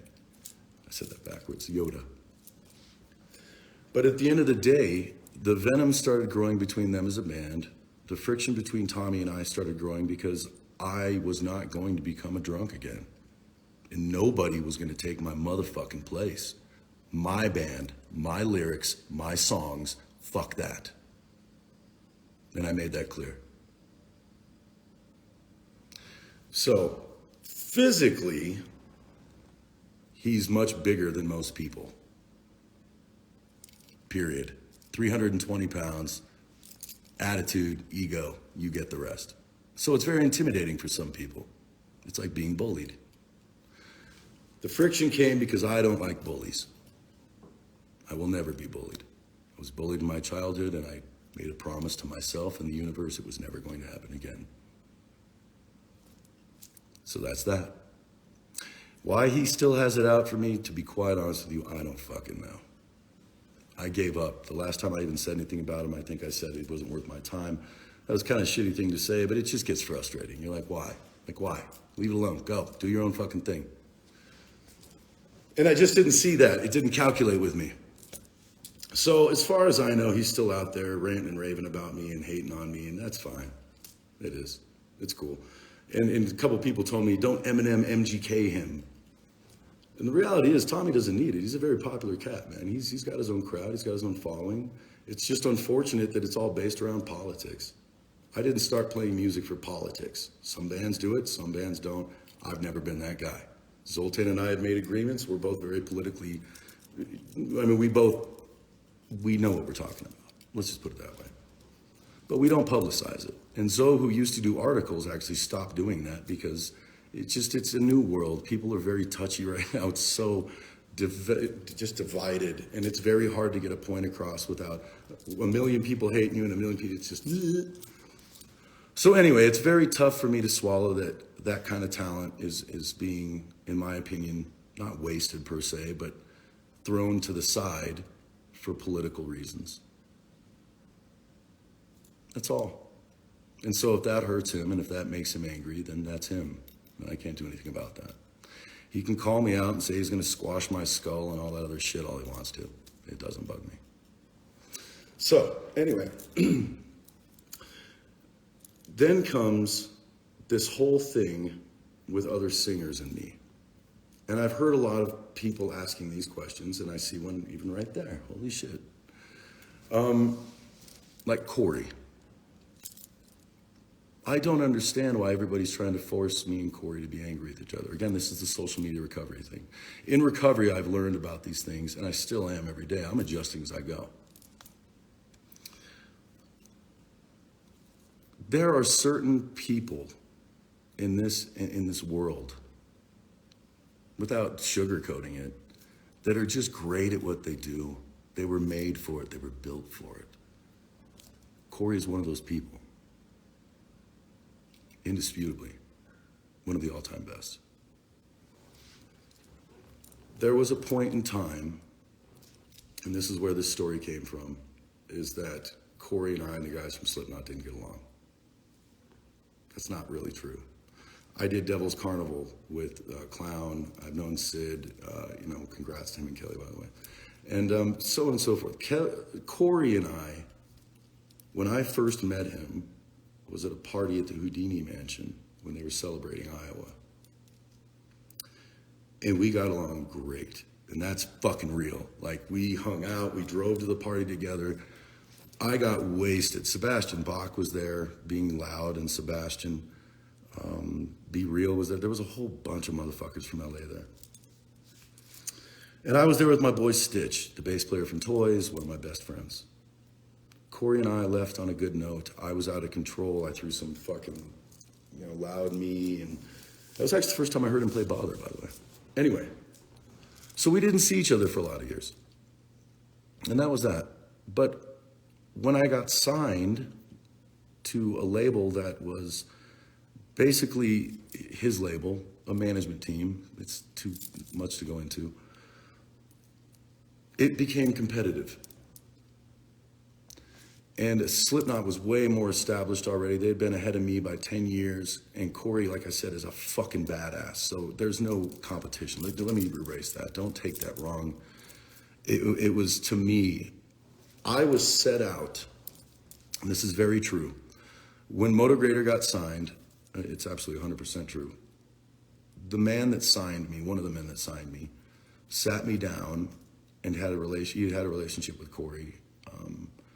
And he told me, he was like, your only goal is to go at that guy. That's the truth. I was treated like an animal and told to go and like try to be as big and as badass as Corey from day one. It's hard to admit that. It was jealousy on my part for a long time. I look up to Corey.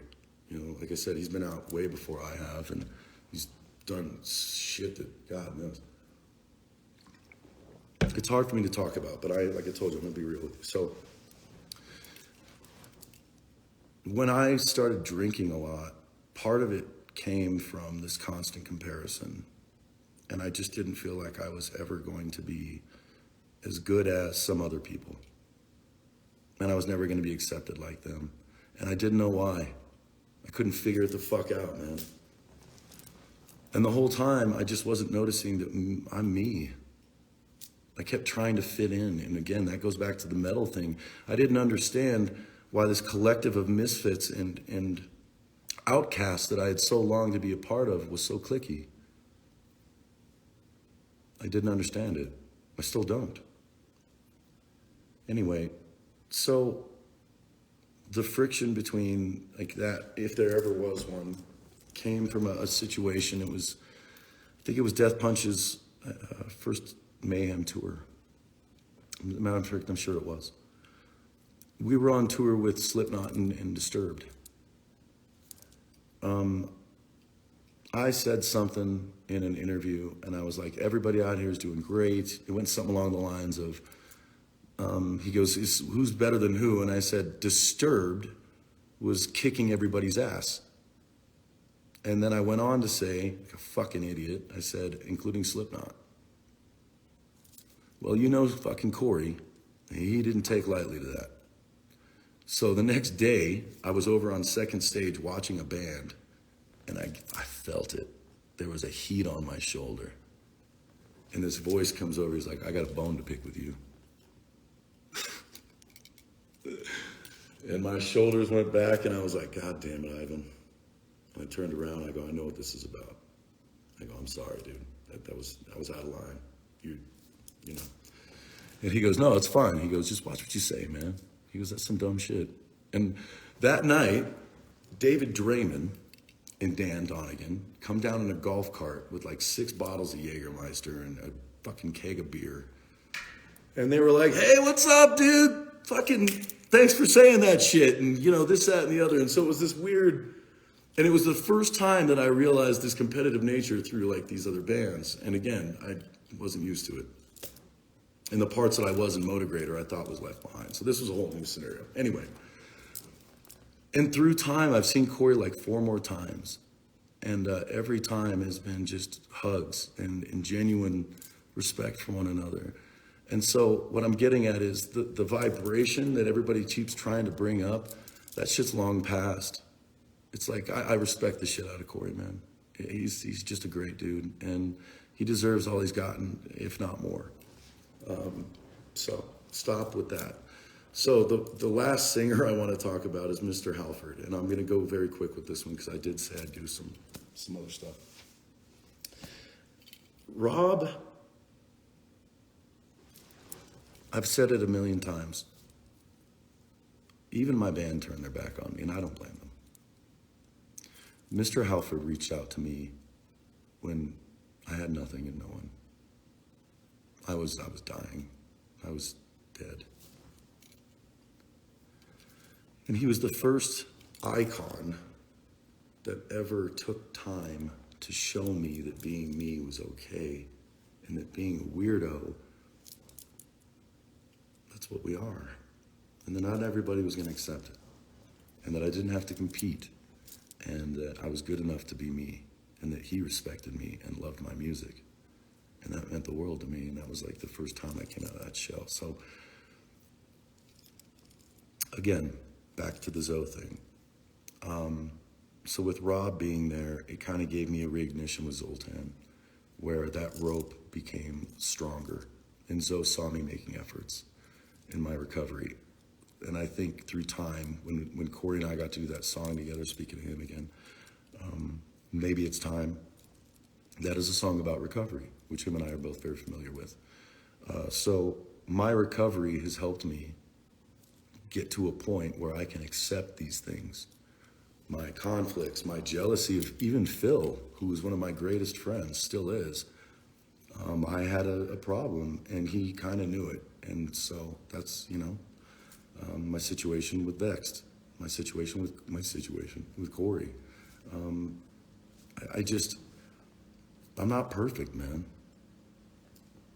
I don't fucking care, to be honest with you, to try to be, because to me, it's a farce. It's a star that you can never reach. It's worth trying, but, at the end of the day, you gotta accept who you are. There's always room for human error. Anyway, so, where was I? I don't know, man.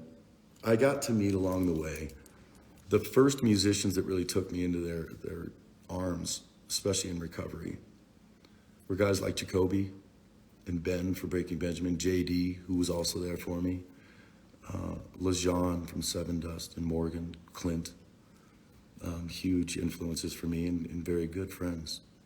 Brock from 36 Crazy Fists, who I work at in Moody's Medicinals. Getting to do that song with Corey was huge for me, especially about recovery. And the fact that Vexed was in it too was huge for me because he was sober long before I was. Dude needs therapy, but don't we all? Love you. So from there, you have to take it to that. Okay, I wrote it down. So these days, the people that I gravitate towards, I'm going to move forward. I'm going to jump forward because I don't think we have that much time tonight, or on this last one. And now I'm muttering. It's Brantley Gilbert. This motherfucker comes out of the woodwork when I'm doing Blue on Black. Kenny Wayne Shepherd introduced me to him via phone, texts. And this guy has become a role model for me. He's just a badass motherfucker. Genuine, cool, blue-collar farm boy who made it in music, is very grateful, and he's a good dude. From what I understand, there was a point in time when the rumors were oversaturating who I really am. And there were certain people who weren't willing to tour with me. So these days, that time's come and passed. I'm 4.5 years sober, going on 5. I want to tour with bands like Brantley. And I want to tour with bands like Shinedown and Korn and The Offspring and Metallica. We just got done with Megadeth. Bands that understand recovery. Because to me, it's become such a big part of my life that it's undeniable that it's going to be the only thing that keeps me together. Which brings me to now. Retiring. I didn't have to write this down at all.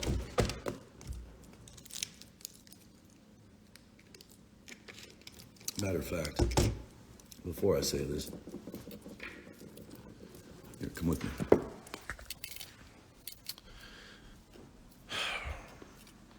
Like I told you, I haven't spoken to my band yet.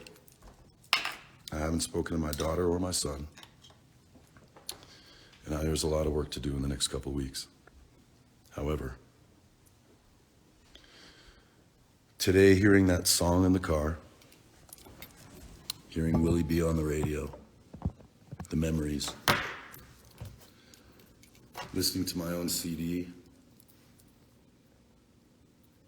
recapping the things that have gotten me here, good, bad, or ugly.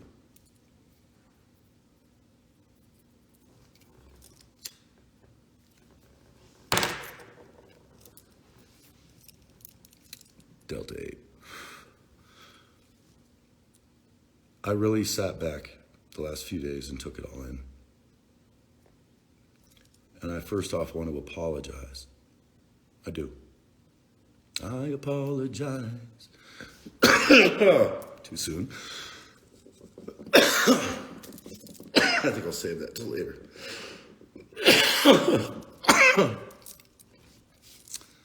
Someday the shadows will surround me. I apologize because music's all I've got. And I don't think for one my kids would respect me in the long run if I quit doing what got me here. I don't think my friends would talk to me.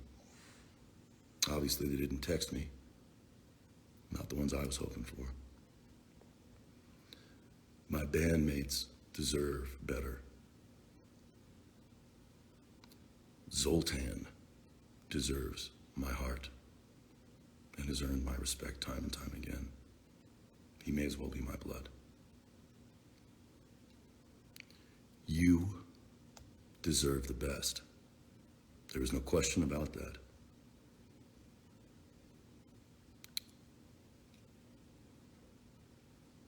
If I go at this, I'm telling you right now, I am going right back to the theory of no chains.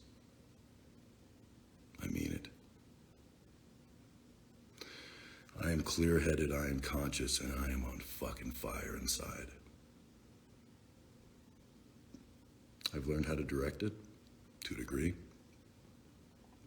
I know myself better than I ever have before.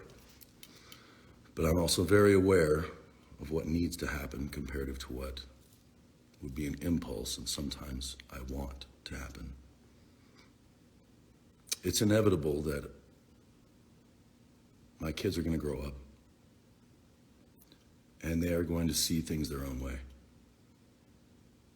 I am more than, well, that's not even the right word. This time I'll use it. I am blessed to have their mothers, because my son and my daughter have the two best moms you could ever imagine. And that's something I have working in my favor that I didn't before.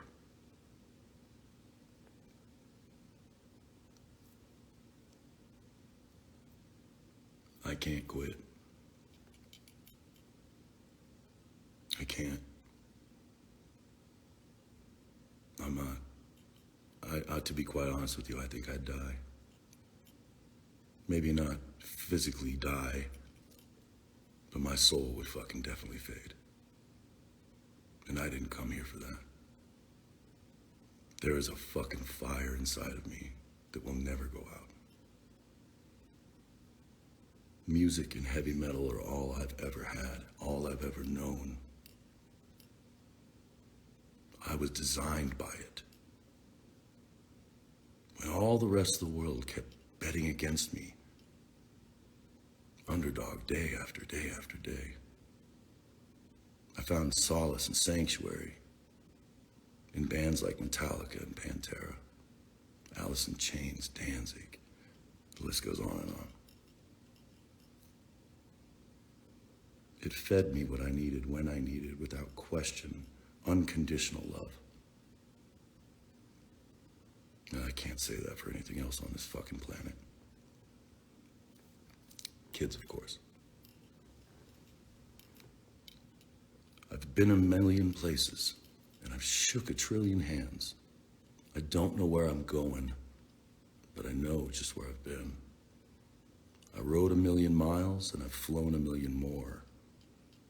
Every day, been cast away, but I'm battle-born. I ain't going anywhere. I'm not. And Zoe will hear about it first thing in the morning. As a matter of fact, I'm going to text him the second I get off this. I owe you. I owe me. I owe everything that I've ever stood for. Maybe I was a little bit impulsive. My kids. And I'm even going to record it.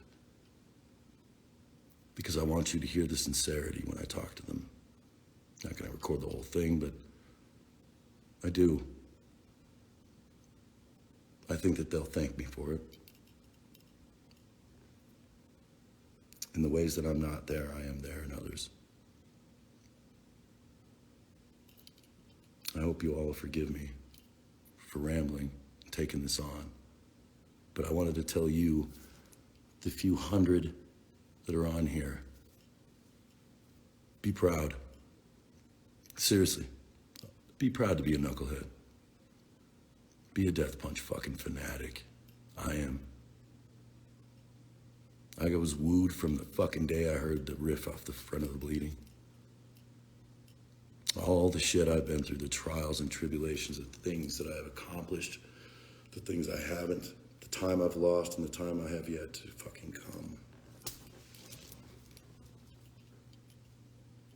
I've sat next to kings. I have bragging rights to say that people like Vinnie Paul called me friend. People like Rob Halford pick up the phone when I call when I'm having a struggle, or vice versa. I get to stand on stage in front of 10, 20, 50, 100,000 people a night.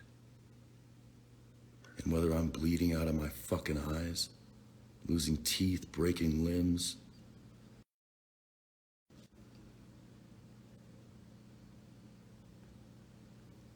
it's worth every drop. You like that glitch? That means it's time to take a couple of these questions, and then I'm gonna sign off. Take my dogs for one last walk. Who knows? Maybe write something. But here's the reality. I ain't done yet. And I didn't come this far to fucking be called down. And no hater is gonna sit online and talk shit about me, blowing smoke out of their fucking teeth, thinking it's gonna detour me from my goal, which is to be the best I can possibly be and leave something in my legacy for my children to be proud of, and for every fan on here to be remembered for, by, and with. I ain't done. Fuck 'em.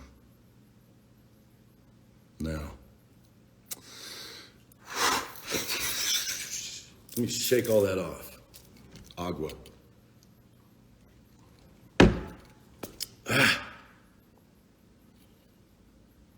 Feels good.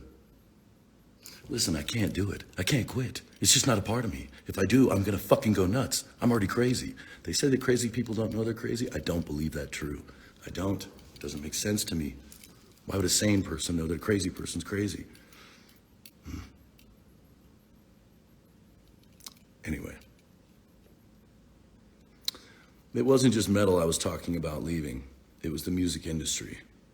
Heavy metal was just the way that I put it. Because again, I was in the middle of that. This epic moment. It was just impulsive. You don't understand when I'm sitting there with both of my children like this, and I'm looking out at what a town, Denver, Colorado, that I played in front of 5, 10, 15, maybe 20 people in Battle of the Bands, and now I'm sitting here in a stadium that they just raised the fucking Stanley Cup flag in 2 days prior to me being there, filled, 4 levels of people, there to hear Death Punch, there to participate, to be a family, to have fun, and to push the outside world outside. That is a gift.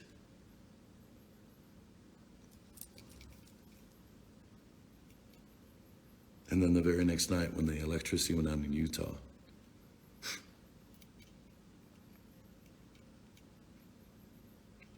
Zoe looked at me, he's like, you couldn't have fucking put that in a story. Like, that was...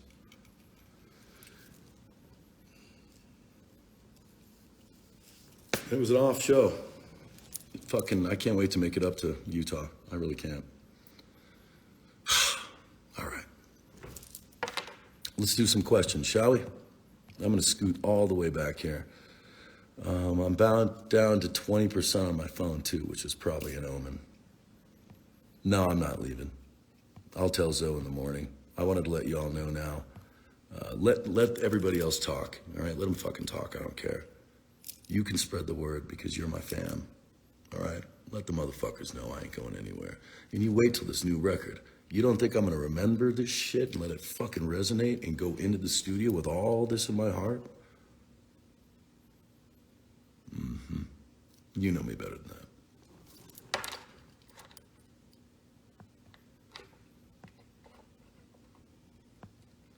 All right. I love you too. Hey sis, how you doing? What's up, Steph? All the best ones are crazy. Who is that? Lisa Marie. Hey, Elise, how are you? Indeed. Ms. Haley, what's up? How you doing? Yeah, we're all a little mad, for sure. Love me some Metal One. Good night, kid. Rest easy. Knuckleheads got you. Much love, man. Get some rest. I should have said man, but you know what I mean. Oh yeah, no, I'm not going anywhere. Listen, I've put up with enough. Reading through those fucking comments. Even though I try to be lighthearted about it and shit, I'd be lying if I said it didn't sting. You know, again, who the fuck are they? Telling me how to live, condemning me, saying shit that's just ruthless.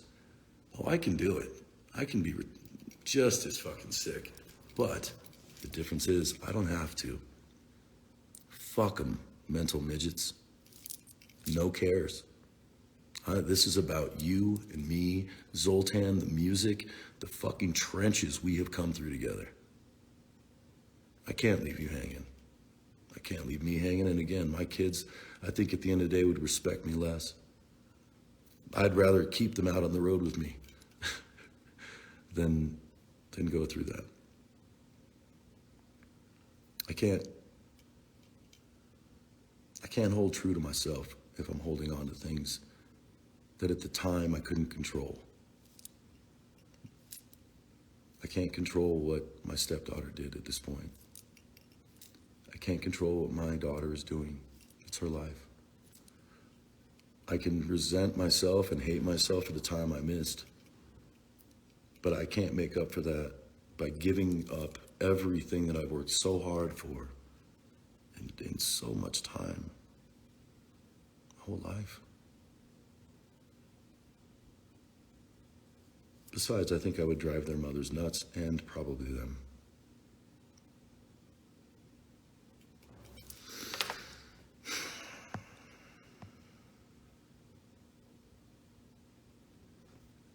I'm reading through these. Sorry, they're flying by here. Queen High Fiesta. When you give others space in your mind like that, you're giving them your energy. Why? You know, and again, I'm still learning. I'm human. What do you mean, why? I don't know. I try not to, like anyone else. But if you hear it enough times and somebody comes at you over and over and over again, it's battering. How do you not let it affect you? I'm an emotional fucking guy. Have I not shown you that already? It doesn't tickle. When everything I have strived and thrived for my whole life, music, which is the only thing that embodies, I mean, I love music. And people are telling me what I do is right or wrong or good or bad. How am I supposed to take that? And then they start taking personal jabs at me? The fuck do you want me to do? How much do you think I can take? Because I'm up there on stage, I'm supposed to just embrace the fact that a bunch of fucking mongoloids have an opinion about me and want to fuck that. No fucking way, man. Catch some lyrics, 100 Ways to Hate. Suck a dick on that one. And I'm not pissed at you for asking. I'm not mad at you for asking. I'm not. But before you ask these things and before people say these things, human error. I'm learning as I go. 4.5 years sober, and I'm still relearning myself. There are literally fucking moments in time that are gone from my life that I will never get back. No matter what I do, I read stories, I hear things, people tell me about it. It doesn't register. I wasn't there. I let people nest in my head because I value opinions. And if you say you don't, that's good for you. I don't want anybody thinking I'm a total fucking ass. You know, I've got moments, but I genuinely care. Maybe that's the hard part, is figuring out how to be so angry and still have a fucking heart. There's like no medium to be found. And again, it goes back to the judgment of what's become these radically, outrageously fucking wrong cliques within heavy metal. You know, the musicians in heavy metal, like I was saying earlier, there may be small little frictional things here and there, but at the end of the day, we all respect what each other does. I mean, there's always a loose hair here or there, but we hang out backstage all the time. I know the guys from Clutch. I've met them more than a few times. I hang out with the people from Skillet. I hang out with the guys from Korn. I hang out with, gotten to meet Lars and the guys from Metallica. You know, it's like, well, we don't hate each other. So why should you?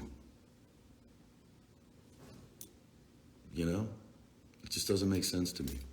So, bottom of the top, man.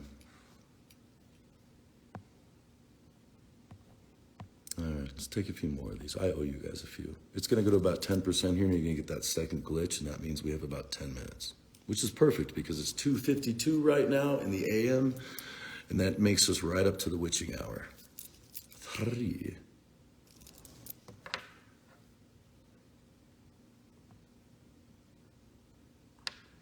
Who is that? Svan Heidlein? You need to read more of what your fans are talking about and less of the ones with an opinion. I did, and I do. Again, that's part of this. It's a big part of this. It's just, I see the way they pick at you. You know, my friend Anthony Long, the kid that we had out on stage and had to do a show, that's what introduced me to him. I'm wearing a bracelet right now. You know, Jesse Strong, the family that I met through TikTok. These kids, I feel like they don't have champions. Maybe that's one thing. I know that's one thing actually social media does come in handy for, is finding champions. But like Anthony, he was getting picked on all the time, man. How could I not take that personally? Is it not me that he's defending? I can't sit by and idle while he takes all the heat. So the haters get in my head because I see the way it affects other people. And their opinion starts growing into a fungus. And it does, it resonates, it turns into a fucking mold. And it's hard to swallow that. So that's why. If it wasn't for the fan comments, I wouldn't be doing this and telling you that those motherfuckers are gonna get the best of me unless I did. And believe me when I tell you, they're gonna get the best. You can't wake a sleeping lion, especially when he just wants to go away. You can't.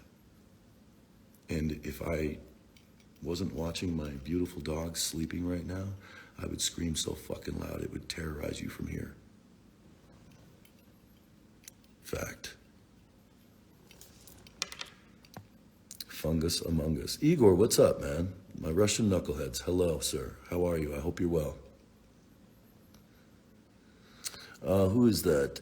Captain Jesse Strong. What's up? You've done so much for Jesse. We can't thank you enough. Oh, yeah, no. Love. I felt like I didn't do enough. I didn't. I wanted to do so much more. And again, our time just goes so quickly on the road. One show, we understand, I understand especially, One single show is something that you have waited months for, or weeks, and you work so hard and you have your own lives and all these things that you go through. And so that moment every night with us and other bands like us, or whatever, who your favorites are, whatever, that's the separation from all the other chaos. The hard part is that I don't feel like I can do enough. I'm never gonna change the world. Sometimes it feels like that. Anyway, you give Jesse a love. You tell him, I fucking love that kid. Anyway, that's the Jess. He was up on stage. He's rad, my friend. Do I still listen to industrial music? Who asked that? Iron Steel 21, absolutely. I was listening to Psalm 69 the other day and Skinny Puppy Rabies. Yeah. Oh, and I was a Fear Factory, was it remanufactured, demanufactured? I think it was remanufactured. A whole digital remake one. I love that one. And then Soulfly has some really cool remixes I've been listening to lately too. I think Roy was pretty much responsible for those back in the day. Those are just fucking badass, so. Let's see. Who is that? Isabella Cruz. Oh, what's up? Every single day of sobriety is a reason to celebrate. You know that's true. Knucklehead Nicole, what's up? P. Anderson, 68. Let it all out. What is that? It keeps going by. Wash it all away. No shit. All that negativity, huh? Let's see. Who is that? When I say Ozzy, you say oi. Oi. Kimberk 30. You don't owe me anything. I owe you everything. That's a fact. I'm fucking gonna give it to you. You watch. I can't wait to talk to Zoe in the morning. Next month will be my celebration of 4 years when you see us. Who is that? Oh, it's Hack! Hey, you! Fucking A. That's gonna be fun. I'm so proud of you. Just can't express it. See, these are the things. And again, the reasons that I can't walk away. I have to look at this phoenix that I put on my skull every morning to remind myself of how far I've come and what I've done to be here against all the odds, including the ones I placed against myself. I'm still my fucking worst enemy. Anyway, I can't quit, and it's reasons like you, Hack. I need to get that 4-year hug. Know what I'm saying?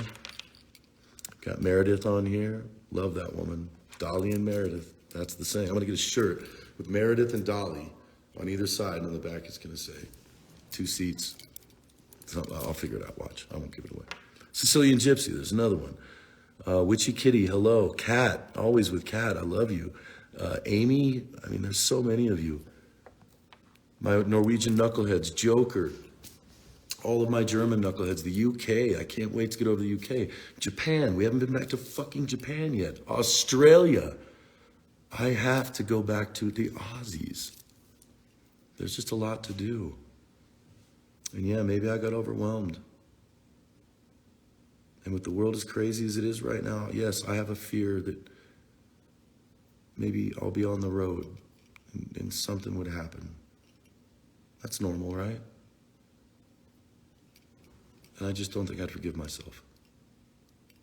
And that's where all that stems from. But again, fear is the killer, right? Anticipation of death is worse than death itself.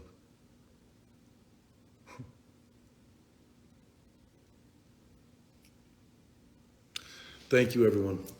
I'm going to answer 1 or 2 more. I'm going to get out of here. All right? Got 1 more minute until 3. That's my favorite time of the day. Hack, can I please post this? Yes, I will post this. And I'm telling you right now, I know I'm going to get heat about talking about other singers and that kind of shit. I can't care anymore. That's what I was trying to tell you when I asked you to be real with me. I need to be real on all levels so that you have a better understanding of why I am the way I am and why things are happening the way they are. You deserve that. I can't apologize for telling you I want to be home with my kids. I won't. What I can't apologize for is if I led you astray. You have my word, it won't happen again. Ever. Till the day I die.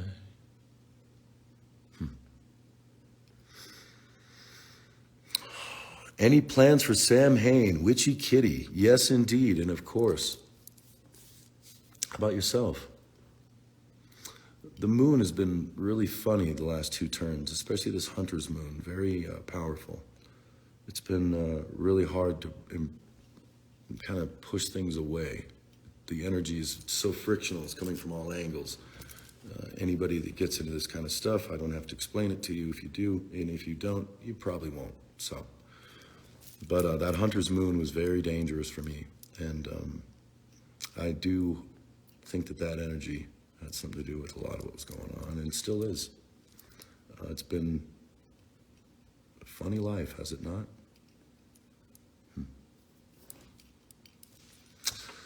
All right. Who was that? Nethapol. Thank you. I appreciate that. Now, who is that? Did I really direct porn? I didn't direct porn ever. I actually, that's embarrassing.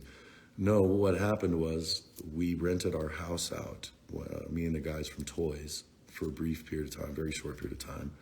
When we lived in LA, some of those porn places, I can't talk, you made me blush. Caught me off guard. They would rent our house to do shoots in, and we would leave for hours, and they would shoot, and then we would come back, and they would pay us for it, would cover our rent and our groceries and shit. And then we would, hang out and party with the girls and with the teams and directors and all that shit. No, I never directed porn, nor was I in any. So, well, I have thought about starting an OnlyFans, but God damn it, Tommy.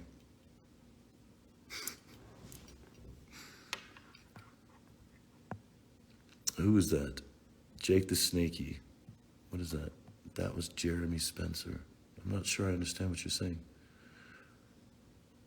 Hamsabo 579, my name? Look it up. It's at the top of the screen, yo. Porn, what's porn? I don't know. Just ask Jeremy.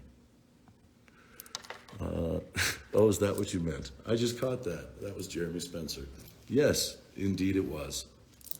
You got me. I wasn't paying attention. I was too caught in the directing porn thing. And you embarrassed me. Caught me off guard. Good job. Look at that.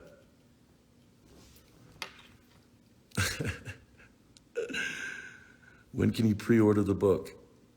Well, if you're talking about Dirty Poetry 2, I am not doing it for a while. If you're talking about the autobiography, I work on it every day. And that will come out in its own time. I've been writing it for years. Yeah, exactly.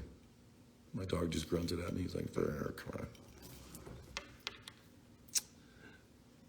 So glad you did these lives this morning. Desha Becker, so am I. I really needed to get a lot of this off my chest. I can't sleep when I think that all of you are out there defending me and going to bat for me, and I'm leaving you in limbo. It's not fair. And again, you asked me earlier why I let the haters get in my head. That's why. Because I know that you're out there fighting for me, and you do it without question. You're so selfless about it. And so, we're a family because of that. I always say, family isn't always blood. And you guys have given me that. And I just want to be able to give it back to you, but I want to do it with my rules, if you will. And I've earned that. I have. It's time to go back to the table and look at Zoe and say, when did I start wearing chains again? And to make my kids very proud, because I think they will be. I do. Nova's going to cry a little bit when I tell her tomorrow, but again, I'll record parts of it so you can see it. I just need her to know this is what I do. It's what I am. And no amount of anything in the world is going to change that. So, wish me luck on that one, huh?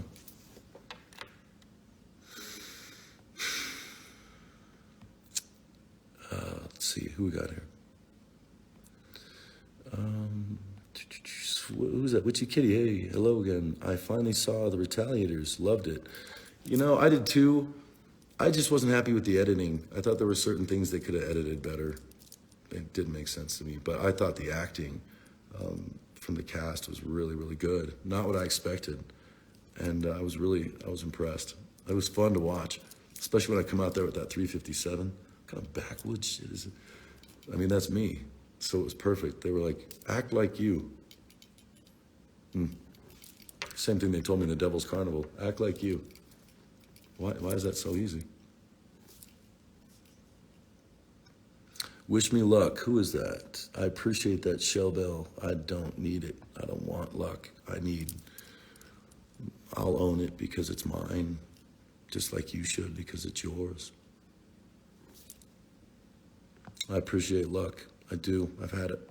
I use it to,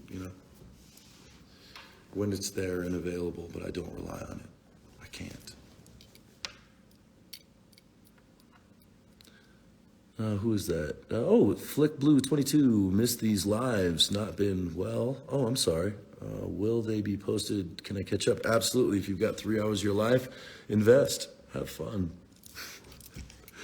I did it on purpose. I planned before I got on here that I was going to make them to a point where people are going to have to sit back and really watch this. Because I want the emotion behind it to come through. I want you to see me. Period. If this is going to happen, it's got to happen right. And the way that's going to start is by me being in your face more often and making sure that the love is reciprocated. Face value all the time. I've shunned away and I've hidden away, I should say, from social media for far too long. You guys wonder why my numbers don't match up to certain other artists? It's because I haven't cared. I know how fucking algorithms work and coding and all that shit. Come on, man. I just truly didn't give a fuck. And it's for good reasons. But those reasons are superseded by other good reasons, which are you. So I'm going to make sure that they know I'm here. I mean, what are they going to do to me that hasn't already been tried or done already? C'est la vie. Oh, yeah, you know the rest. I'm going to leave it at that. All right, so who is that? Genevieve Jalips. I saw you guys live. Me and my dad. Fucking amazing. Thank you. Again, Rob Zombie told me this once, and it nailed it was right on the head. 22 hours a day suck ass for touring musicians. It just does. But man, that other 2 hours makes it all worthwhile. That live thing, yeah, fucking live for it, man. That's the fire. It's not recording. I love writing. Live for writing. But recording, And then you get to live. There's just nothing like it. It's better than sex. There's no drug that can match it. Music, live, Fuck, man, that's the biggest thing I missed during that whole COVID shit show. Just live music. That's all I wanted. I watched so many goddamn fucking documentaries on other bands. I almost began to know them better than I knew ours. Insanity. All right, at the very beginning of this, I said I'm not going to start answering questions about when I'm coming to your fucking town. That's why we have web pages, websites. We have calendars posted everywhere. You can see them. If we're coming to your town, we'll announce it. Don't ask me, because until we post it, you're not going to know shit. Haters are motivators, you know it. But again, and she was right by saying that. I can't let them rent space in my head. And again, it's a process, man. I'm learning. I'm fucking learning how to be me again and again and again every single day, just like all of you. I grow and I morph, man. That's what this is all about. If any of you ever seen the movie Dogma, and I think I'm going to leave it at this. At the very end, when he asks God, Alanis Morissette if you want, When he asks Alanis, what is all this about? What is the meaning of life? If you haven't seen it, you need to. And for those of you that have, I got one thing to say. Boop. Let's enjoy this shit together, shall we? Now, if you'll excuse me, I have a fire that I have to stir. Be well. Pieces, and I fucking love you. See you soon.